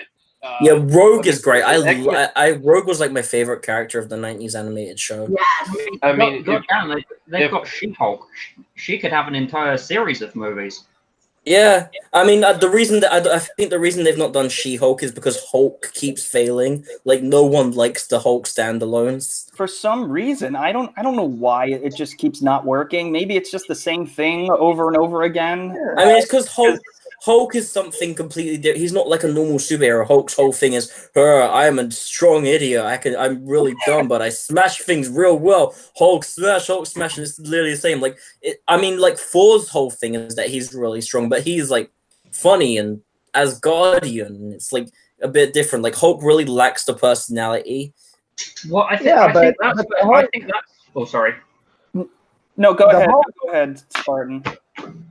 What I'm just saying, I think that's where She-Hulk could really do well, because She-Hulk has all the strengths of Hulk, but she also has a really amazing personality and character that can carry the story instead of just going around smashing everything.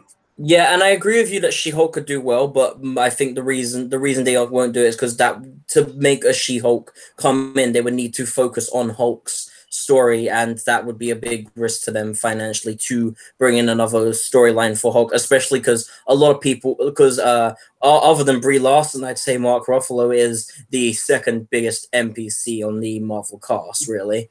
All right, before we get way too into that, I want to acknowledge the chat a little bit. Mickey Mouse actually has a couple of interesting things to say that I wanted to add on in just a second. Hey, what's up, 3PO?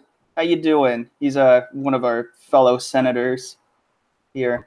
He said, "How the heck balls is Sith in here?" What the I mean, it's a long story. He was on the Propper's bed. He just looked at the Propper's stream from under the bed and got the URL. Yeah, pretty much. Yeah, I just came up for air. Right. And That's disgusting. hey, what's up, Tina? How are you? Okay, so this is what Mickey Mouse said. Mickey Mouse says, it's going to take several more years, but eventually corporate America will learn that SJW-driven social media outrage mobs don't mean anything. They're kind of slow at this stuff. That is a very great point. Hollywood is usually, much like the Grammys, like a few years behind the trend. That Yeah, and because they have to make these films so far in like years in advance, it's going to seem dated, and that's sort of the problem that they're in. They can't make relevant movies like this, you know, quick enough. Mostly because I guess with superhero movies it's a little bit different, but that's a very great point. He also says Disney, like many dumb I thought it said cops. Many dumb corporations currently thinks this stuff is a winner in terms of attracting new demographics, I think. They'll figure it out in 10 or 20 years after Star Wars and the MCU are dead. Hollywood is the biggest and original echo chamber. Oh, well. Yeah. That's why they keep buying new IPs, man. Why will... What's that? I want that's why they keep buying... Oh, Hallmark, what were you trying to say? I wanted, before you went to the chat, I wanted to say something real quick about the Hulk. Oh, go ahead. Okay? I grew up watching Bill Bixby and Lou Ferrigno on the television in the Incredible Hulk series. Okay, a series, you know, and plus there's been several cartoons and stuff that have gone on for well more than one season, you know, or. So I mean, to say that the Hulk is not a good character to have his own movies and stuff is kind of BS. It's just the fact that I guess they just can't seem to get it quite right in the movies. You know, I mean, I think the reason I disagree with you with like the series is because they have a lot more time, a lot more episodes, so they can just dedicate some episodes to him smashing around, some episodes to him being Bruce Banner. Whereas in a movie, they have to try and get enough Banner and enough Hulk to keep the action going and keep the personality. So it's really time constraints, and there are a lot of characters I think would only work in series. There is a cartoon though.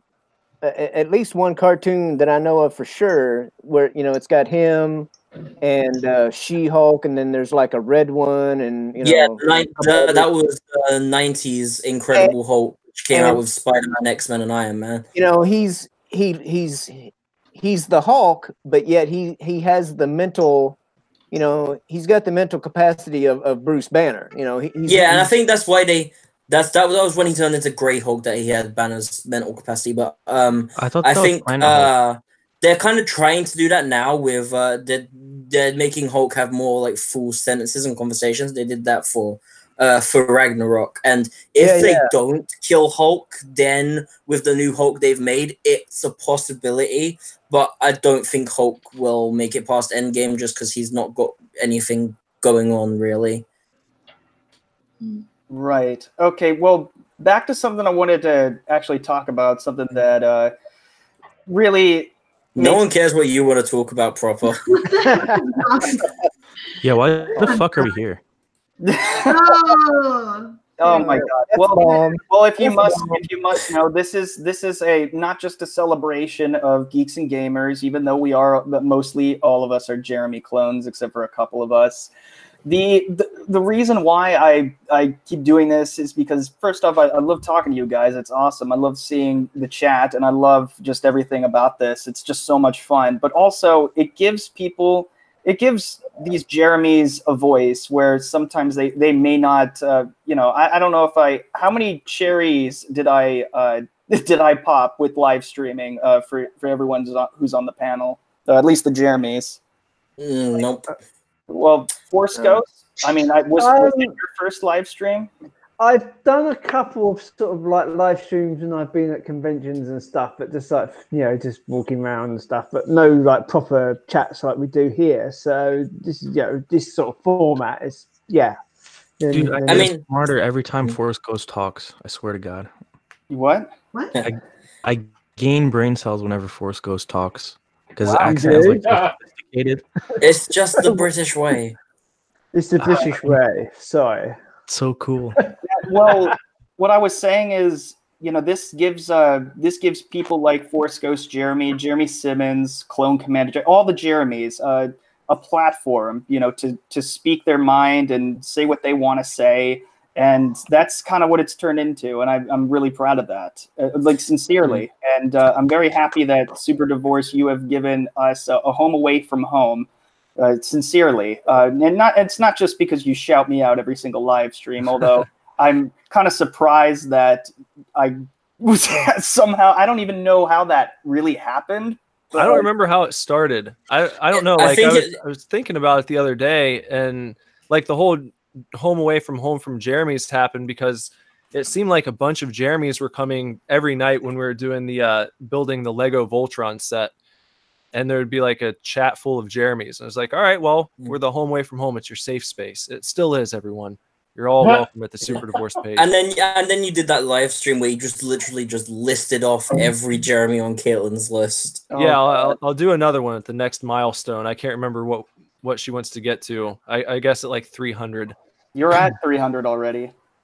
No, I meant 300 Jeremys. Oh, okay, I got you. Oh, by the way, Nick. Yeah, I was your 299th sub, I think. Oh, were you? 299, fun fact. Huh? Yeah. Thank you. Yeah, absolutely. Everybody go subscribe to Superdivorce. He's a really great channel, and it's not just browsing the news. He also makes music too. Do you want to take a second to talk about that before we get into the final topic? Yeah, sure.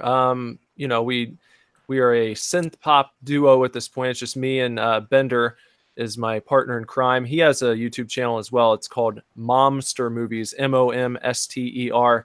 He reviews horror movies with his mom, who you know, previously was really not into horror at all, but he's like a horror aficionado. You know, he just loves horror movies and obscure horror movies. I think French horror is his favorite, but he does that, and he'll get in the chat sometime. But on our YouTube channel, it's mostly me. We started it just to put our music up and make music videos and such. And then I was inspired by EVS. You know, I saw what his channel did and how he was able to interact with fans. And previously, I always wanted to build a community around more than just the music that I was playing. You know, I've been playing music for like 15 years now, and so I've had this idea in mind to do more with the fans as far as like building a community around stuff we're into. You know, like comic books and video games and movies and all this kind of stuff. And I really worked hard on getting our Facebook page, you know, up to a really good level. And it's just like unusable at this point for artists. I don't know if any of you guys have like a brand page that you've tried using, but do you? Yeah. Well, yeah, you probably know it's like, if you don't spend money to boost posts, then no one sees it. Right. And not just that, they keep locking me out of my account because I have it up as my profile picture for YouTube, but they're like so hyper paranoid about like trolls and stuff after like the election and shit. They just keep locking me out of the account, so I just quit. Yeah, I just don't even use it anymore. So that's why I was inspired by Ethan. You know, I saw what he was able to do building his community, and I just, you know, started watching his channel when he was in the build up to Soilo coming out. And I saw, you know, taking part in the chat, how cool it was to interact with people in real time like that. And I was like, well, I'll just start live streaming every day. And I've only missed like one day, I think, since June. So, wow. Yeah, I at first I didn't even know what I was going to do. I was like, well, I was redoing the floors in my first floor of my house. And I was like, well, I'll just update daily and do like 5 minutes showing the progress that I'm making on my house. And I would review energy drinks that I was drinking and kind of, I didn't know at all where the channel was going to go. And then I've kind of naturally fallen into this thing where I'm just going through the news every day, and I'm trying to provide a service, I suppose, to people who can stop by instead of having to browse all the garbage tier websites themselves. I'll kind of pick out the best articles and tell you what's going on. So yeah, you are very careful, and you pick and choose which articles to read, and not only that, but you give reasons as to why that article is garbage before even reading it. Yeah, which is, you know, which I understand that, you know, because sometimes they spoil it all in the actual title, but if you actually do click on it, sometimes it's misleading or whatever, and you're really good with that. And I'm just curious, what's the secret? What's the key to whether or not the article is worth the time to go through? I don't know. I look for just real factual information. You know, something, a piece of information that you could walk away from the article saying that that you know something now that you didn't know before you read it, like something that you could, something concrete, something more than speculation, which, you know, I say a lot of these articles are. It's like, it's just any article that has any article with a question mark at the end of the title. That's a good way to tell that it's probably not worth reading, because it's going to be speculation. Any headline that's worth its salt is going to be, I think, at least from what I've seen so far, it's going to be a statement. It's going to be telling you something. Even if they don't give away what the piece of information is, it's going to be a statement, not a question mark. You know, so it's like, is Rian Johnson leaving Star Wars? You're going to go click on that, and then it's going to be 4 paragraphs of someone speculating, and you could just do that on your own. So why waste your time? You know, and the reason they do it, of course, is because they have to pad their feed with new stories every day. So, wow, I think I just got educated a little bit. I learned something new. If you don't learn something new every day, then there's something wrong. Plus the fact that I think Zero has the market on speculation. So well, he's a time traveler, so you know. Speculation really shouldn't be in news websites. It really should be safe to like YouTube, because it is a theory. YouTube is like for theories. Websites aren't. News is not theories. Or if they wanted to tag the article with rumor or something like that, that's fine. I don't have any problem with that. But it's when websites try to present articles as fact, like I said earlier, when they leave out keywords like allegedly or something that should be a question, and then you click on it, and then it's just you find at the end of it you've read for 10 minutes and you've walked away learning absolutely nothing that you didn't know before you went through this entire, you know, puff piece. So, or fluff piece, or however you want to say it. Yeah. I mean, we can literally do that right here. We can sit here and come up with something that is apparently worthy of being news on these news websites. Like, I'll throw this out right now. Rian Johnson's secretly a lizard who was owned by George Lucas. Yeah. That's a news article. Not the lizard people. Confirm. But see, now it's a rumor. That's all you have to do. Anyone can make up a rumor. Kathleen Kennedy has Pringles cans. Yeah. Oh my God. National Enquirer. I mean, Lethal probably got a few from Proper to give to Kathleen. Oh God. No. Remember, I am I don't know if you guys have heard of this, but apparently I am the secret love child between Rian Johnson and Kathleen Kennedy. Did you guys know that? No shit. I didn't know that. So you're the heir to Star Wars? Yeah. Oh God, thank that's God. horrifying. To be honest, And there is also an account called Rian Johnson that is totally not me and has Proper's face on it, his actual face of the person behind Proper Jeremy. Wait, really? There's a Rian Johnson account that has my face on it? A Rian Johnson account with your face on it, and it's totally not me. So it's you. Totally. Yeah, that's not suspicious at all. So I'm going to go into a little bit of self-deprivation here, and I'm going to do something I haven't done on the council before, because Star Wars for Life, Ruthie, as kind as she is, she's also very creative when it comes to the memes made of my actual face, because I foolishly decided to put it up on the internet, and this is what I deserve. So I'm going to present to you guys just kind of like I don't know how PewDiePie usually does this, but I'm going to call it a meme review just because it's just, let's just see what happens. Meme review. Meme review. Wow, that was so out of sync. Meme review. All right, let's go check some of these out. All right. We've got to deal with lag. Of course, it's going to be out of sync. Oh, hold on a second. Nope. All right, I got to bring it back up. All right. Oh, geez. Are you? How many? The link. We don't need a surprise person in here. How many memes have you guys seen so far? All. Like, Really? Oh god. I follow haven't seen many. these. No. Oh, okay. Probably over a dozen. Yeah, I tend to there's end up making them. all right. All right. I'm gonna present to everybody. All right, get rid of that. We're gonna bring this up. This is literally a me review. Okay, so there's me as Captain Marvel. Sexy. Oh, God. Yeah, you got. Ooh. Yep. Yeah, better than Brie Ooh. Larson. Yes, that is my actual face. Did you say better than Brie Larson? Yeah. Oh dear Lord. Oh my. He looks like See, Humpty you're Dumpty. smiling. At Humpty. least you're smiling. Making Hang on, hang on. Calling me an egghead. Keep that picture up a second. Oh Right. yeah. All right. Yeah. Look at Samuel Jackson's face. It looks like he's struggling not to break out laughing. He's like, is it ma'am?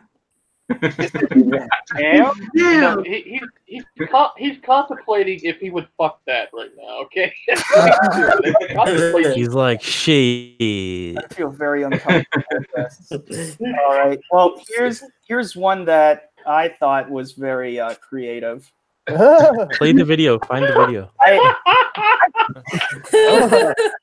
Okay, that's just creepy. Have either of you guys seen this one? Wow. No. I know. No, I have not. That's Is just this wrong. Caitlin to tackle Jeremy? Did she even like put Jeremy? lipstick on you? Like, I think she put lipstick on me. I'm pretty sure. I that's told creepy. PJ and Brandon stream that it looks like he sucked off the Kool-Aid Man. Oh, yeah. Dude, you look like a $5 dime. Good God. Oh, thank you so much. Well, here's Dude, you would be crazy hot at a Lord. truck stop. It's me as a nun. Oh no. Yeah. Actually, That's not too bad. That's not too bad. actually, weirdly, in that image, you look kind of like a young Ewan McGregor. What? No, don't Wow. insult you. No. That is No. such a great compliment. Thank you so much. That is the greatest thing I've ever heard. Thank you. I'm going to keep this up for a little bit just so I can just admire me as a young Ewan McGregor. Okay, I'm Oh done. God. All right. Yeah. Hey, come on. At least you know what your twin sister will look like. I mean, thing is, Proper would be a good number because he's used to being on his knees. Wow. Damn. +1 for you, man. Wow. Okay. That's me in a less. Wait, what's different about this one? I don't get it. That awesome, that double chin right there. Oh yeah, rocking that. Oh yeah. Yeah, totally do. That's from all those lobsters. Oh god, it was from the lobsters. What happened? The one I made's right next to that, actually. Oh, this one? This is you? Oh, geez. Yeah, that was. Oh my god, that's so horribly Oh, that's quality. Look at that. I wonder. He didn't I haven't even bother seen to use such the bad quick selection Photoshop tool. since graphic art, man. You look just like your father. But actually, it looks like someone's cut his face off, but like using it as a mask. Wait, Like, why are we looking at Ryan Johnson in meme review? why? You do sort of provide us all with a plethora of odd faces to Photoshop. Right. I tend to do that sometimes. Oh no, I know you're. Oh, I just realized the spelling error. Yeah, I just saw that too. I didn't see that before. Brain just Rain. Typo. Yep. So that is where this all came from. The love child of Ryan Johnson and Kathleen Kennedy. So just wondering, everybody, You do look like your father. do you think this is accurate? Just one at a time. Nicholas. I just have to ask a question. Sure. And then Nicholas, you can go if you want. Okay. I'm just you talk about weird faces. Are you any relation to Jodie Whittaker? I get that joke. Who's that? Yeah, I actually don't know who that is. Wait, is She's that the new. yeah, Doctor Who? basically. Oh, the Doctor Hey, Who? Oh. He doesn't look like her. Yeah, I don't think so. Basically, she makes weird faces a lot. She always looks like she's having a shit. Do I look like I'm taking a shit there? I don't think so. Well, a little bit. Wait. She's into that stuff? Oh. Moving on. Yeah, moving on. Moving on. Moving swiftly on. Now, this is something that Sith Kryptonian ruined. I was God damn originally, it. for the Twitter account, Proper Jeremy, I was going to come out as transgender and become Proper Jenny. But that got flushed down the toilet when Sith Kryptonian I got doxed. excited. I'm sorry, I got excited. You get I mean- excited a lot, okay? I do. I'm easily excitable. I mean, the person behind Proper Jeremy can still come out as transgender. No, I don't think so. I like where your head's at. Oh, You God. do look better as a blonde than you do as a redhead, though. Seriously? Well, I think I'm going to have to agree with that. Yeah. And, And by the way, I don't mean you as in your actual face. I mean the person behind you, as in Sif's always behind you doing stuff to show that we. Oh, this is something that Jeremy Simmons would like. I don't see nothing wrong with it. I mean, yeah. I mean, That one surprised Good, me a good. lot. Look at those jazz hands.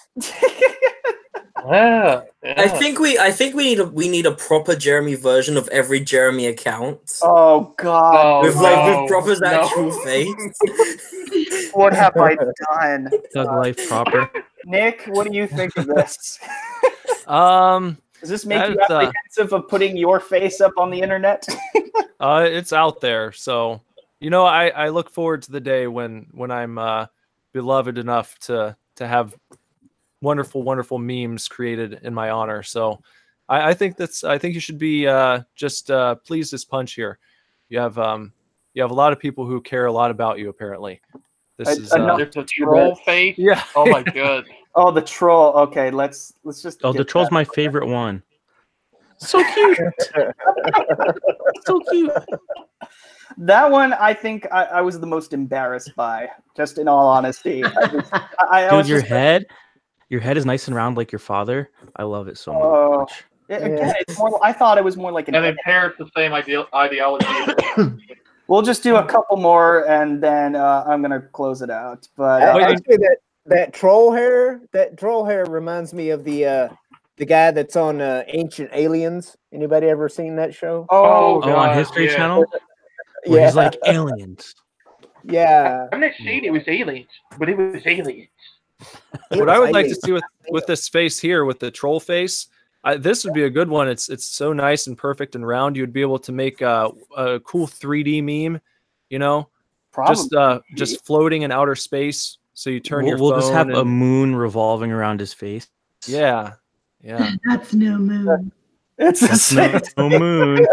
Oh, I'm gonna make that. I'm gonna put his face on the moon. Oh Jesus! Well, there was another Oh, one. like that old movie? with the Oh my god. There was me With with the fucking googly rocket eyes. ship crashes into it. What's worse? Talk that about one- realism. That one or this one? Which one's worse? In all honesty, The one with the cock eyes. the googly eyes. I like the googly eyes better. Yeah, the Google Yeah. eyes is a little bit disturbing, though. Yeah, I had it as my profile picture on Twitter. That was a big mistake. The Council of Jeremy's has just evolved into a meme review. Is that No, we're just wrapping it up. That's it. Oh, Does anyone know if there is are there any parody accounts Oh, of hey, Proper there Jeremy? What was that? There you go. Has there been a single Proper Jeremy parody account that's cropped up yet? Yeah. Six, There are a few. I believe. There's Proper Jeremy's appendix, Proper Jeremy's left testicle, which has more video views than me somehow. There's more proper than Proper Jeremy, and Proper Jeremy's face. Proper Jeremy's face, Proper Jeremy's son. No, the son of Proper Jeremy. Yeah, there's son of Proper Jeremy. There's The long son lost- of the son long of lost- Proper Oh yeah, Jeremy. the long lost daughter of Proper Jeremy, and then son of Proper Jeremy. So, and there's a little like Game of Thrones reference in there. I There's think. no But improper wait. Jeremy? that is D-Day Cobra for the last time. So you mean to tell me that There's there's also there's there- more of you? there- What were you saying, or were you distracted? I didn't mean to. Can you turn the PJ, can you page? zoom in? PJ, zoom in. Okay. Can you turn the page? Oh no, no. All right. It's for 9 research. pages of celeb. Oh my goodness, this is really. Yes, research. Oh goodness. All right. purely research. I want to see the purposes. centerfold. Which one do you want to see? The centerfold. The centerfold? Yeah, you can't open it. Yeah. Can you put up the Wendy's one? Yeah, I think that'll be That's the what last one for now, if that's all right. Unless you really want to keep going. Dude, you're such a sassy girl. Oh my god. All right. I want a burger now. I am getting hungry too. Oh my goodness. Oh, All right. man. So, oh my goodness. Why have I done this to myself? And why can't I? Okay, there we go. Stopped it. More importantly, why have you done it Hey to man, us? you started it with all this Jeremy stuff. We won't be here. There you go. Oh geez. What is? Oh.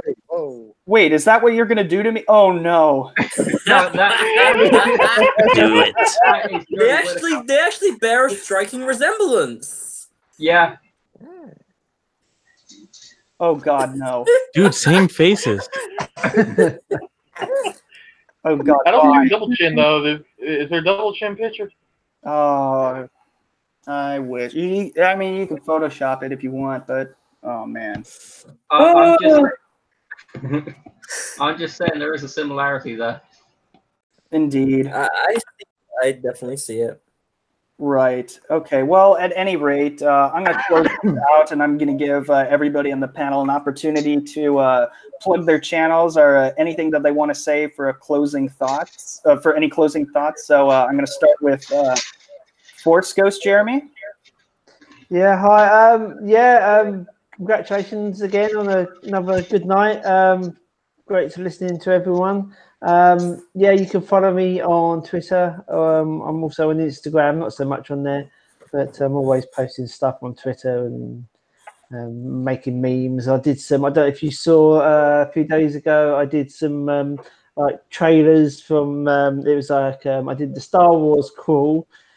Which was a load of stuff about German geeks and gamers. My god, that blew up. Oh my god, with that one. I was amazed.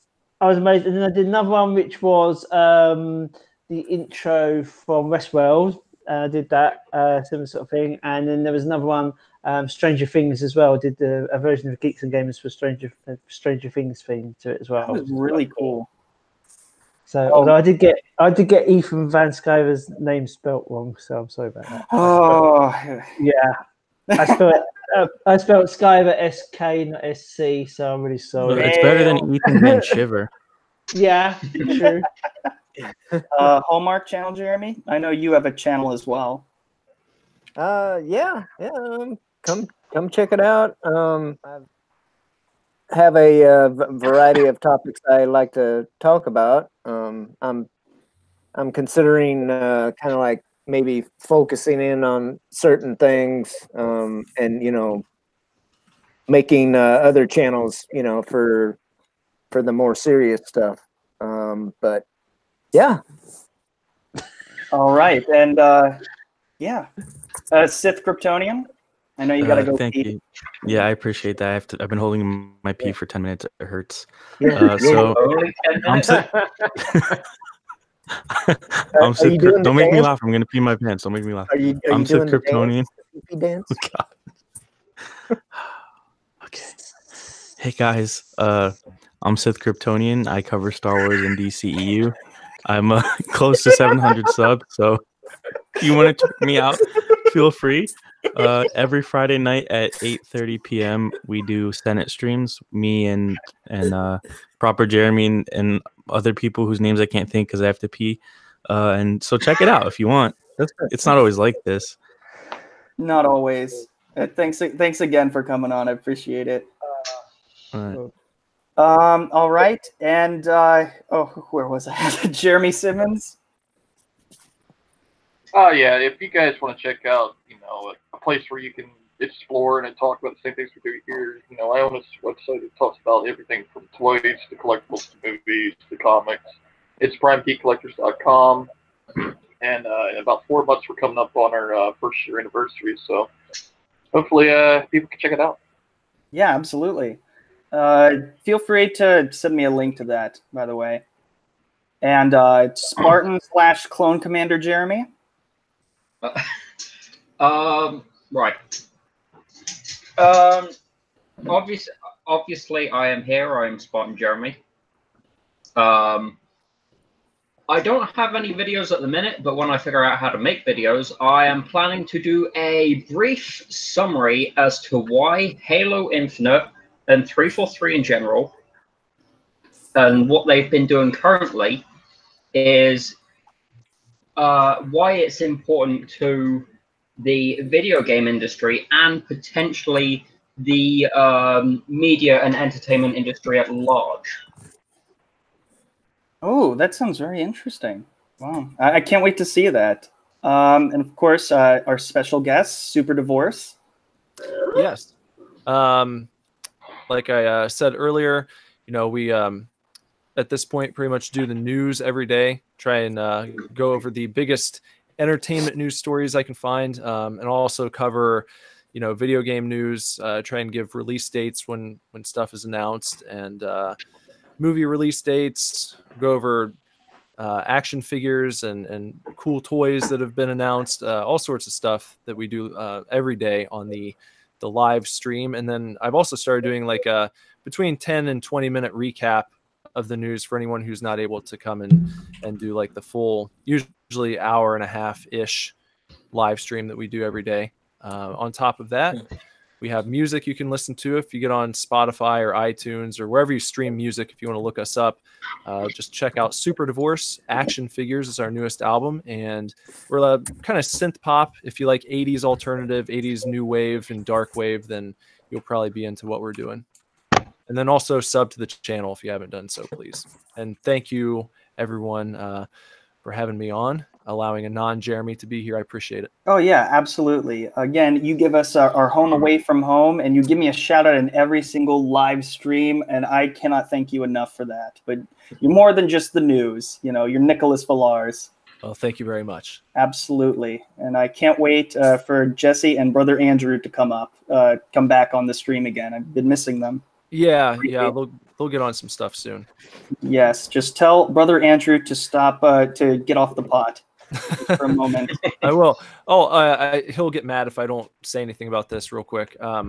We're doing a Star Wars review. We haven't done a new episode since December, but we're up to like 80 episodes. It's called Sequential Star Wars, and we're going through the entire new canon, reviewing every single piece of new canon material, from comic books to the movies to TV shows, short stories, even. Little known fact, you guys might not know this. The very first piece of canon Star Wars material is now a short story that was published. It's called, what is it? Is it A Recipe for Death? That's what it is. It's the very first piece of canon material in the Star Wars timeline. And it's about some droids that go on like a murderous rampage at a kitchen in Maz Kanata's castle. That's kind of cool. That's the very first piece of canon material under the new Disney timeline. So no Old Republic. Now you get that. Wow, that's actually kind of sad. Yeah. Thug Life. Okay, yeah, I'm Fug Life Jeremy. As you can tell from this stream, I am not at all entertaining, but I have a very nice voice, and I think that's a good enough reason to subscribe to me. I want to apologize to Voluptuous Jeremy for doxing her during the stream. I want to thank Proper Jeremy for letting me come on and roast him again and not getting too moody, because it is, as he declared, that time of the month. And I want to tell everyone to go and subscribe to our special guest, Nicholas, on his channel, Superdivorce. Great music, great live streams, and a great person in general. Yes. Thank you. Absolutely. And last but certainly not least, Voluptuous Jeremy. I did go ahead and sub to you, by the way, Nicholas, just a little bit ago. So. Oh, I appreciate that. Thank you. Content. Guys, I am Voluptuous Jeremy, the sexiest of all the Jeremys, but my alter ego is Mary Vidalis. I bring the mayhem. My channel is mostly about trying to just sort of be an ally to men during these troubling times. I have several live streams and several videos on my channel. Next week, I will be having John Talks on Thursday to talk about sort of masculinity, toxic masculinity, and how this sort of impacts the lives of men everywhere. But if you're looking for something to do tonight, we should be doing a karaoke live stream around 9 or 10 o'clock. All right. And I would like to thank everybody in the chat. Wait, Proper. I forgot to plug something. Sorry. What? Tonight at 8 p.m., I'm doing a DCEU live stream with Abu Nas on my channel, so check it out. Hey, nice. Abu Nas is awesome. Go sub to Yeah. him if you haven't. And for CT 117, we'll discuss that. He's a big fan of Zootopia, so I'll be in touch with you, man. Fucking furries. Yep, exactly. What? Wait, what did you say? He said I said fucking furries. Oh no. Here we go. You did They're it. okay. Pandora's box. It's so the furries are okay as long as they're not racist furries. No, it's Yeah. fine. Well, no, let's not open up that can of Mr. worms. Medico's going to come in the chat now. Watch. No, everything. Hey guys, What? if a furry eats meat, would PETA get mad? Oh, that's a good question, but that'll be for the next Council of Jeremy's. Anyways, Hang on. anyways, thank you very much, everybody, for tuning in. Thank you. Who did that? I just say one thing. Oh, he dropped the hammer. Yeah, But He dropped the before hammer. we finish, yes, can I say one thing? absolutely. Did you just boot Assuming it loads. What was that? Yeah. Mortarion of the Death Guard. Hey. Hey. Oh, cool. Fuck you. Sorry, Mary made me laugh. All right. Anyways, thank you all so much. Again, my name is Proper Jeremy, and I just Yep. Anarchy. That is adorable. Proper, you might as well just end it. Yeah, pretty much. Well, I uploaded a video earlier today. Go check that out. And thank you all so much for joining us in the Council of Jeremy's once again. And we will be back next month when it's that time in the month once again. Thank you all so much. Thank you to everybody on the panel. Have a great day, everybody. Take care.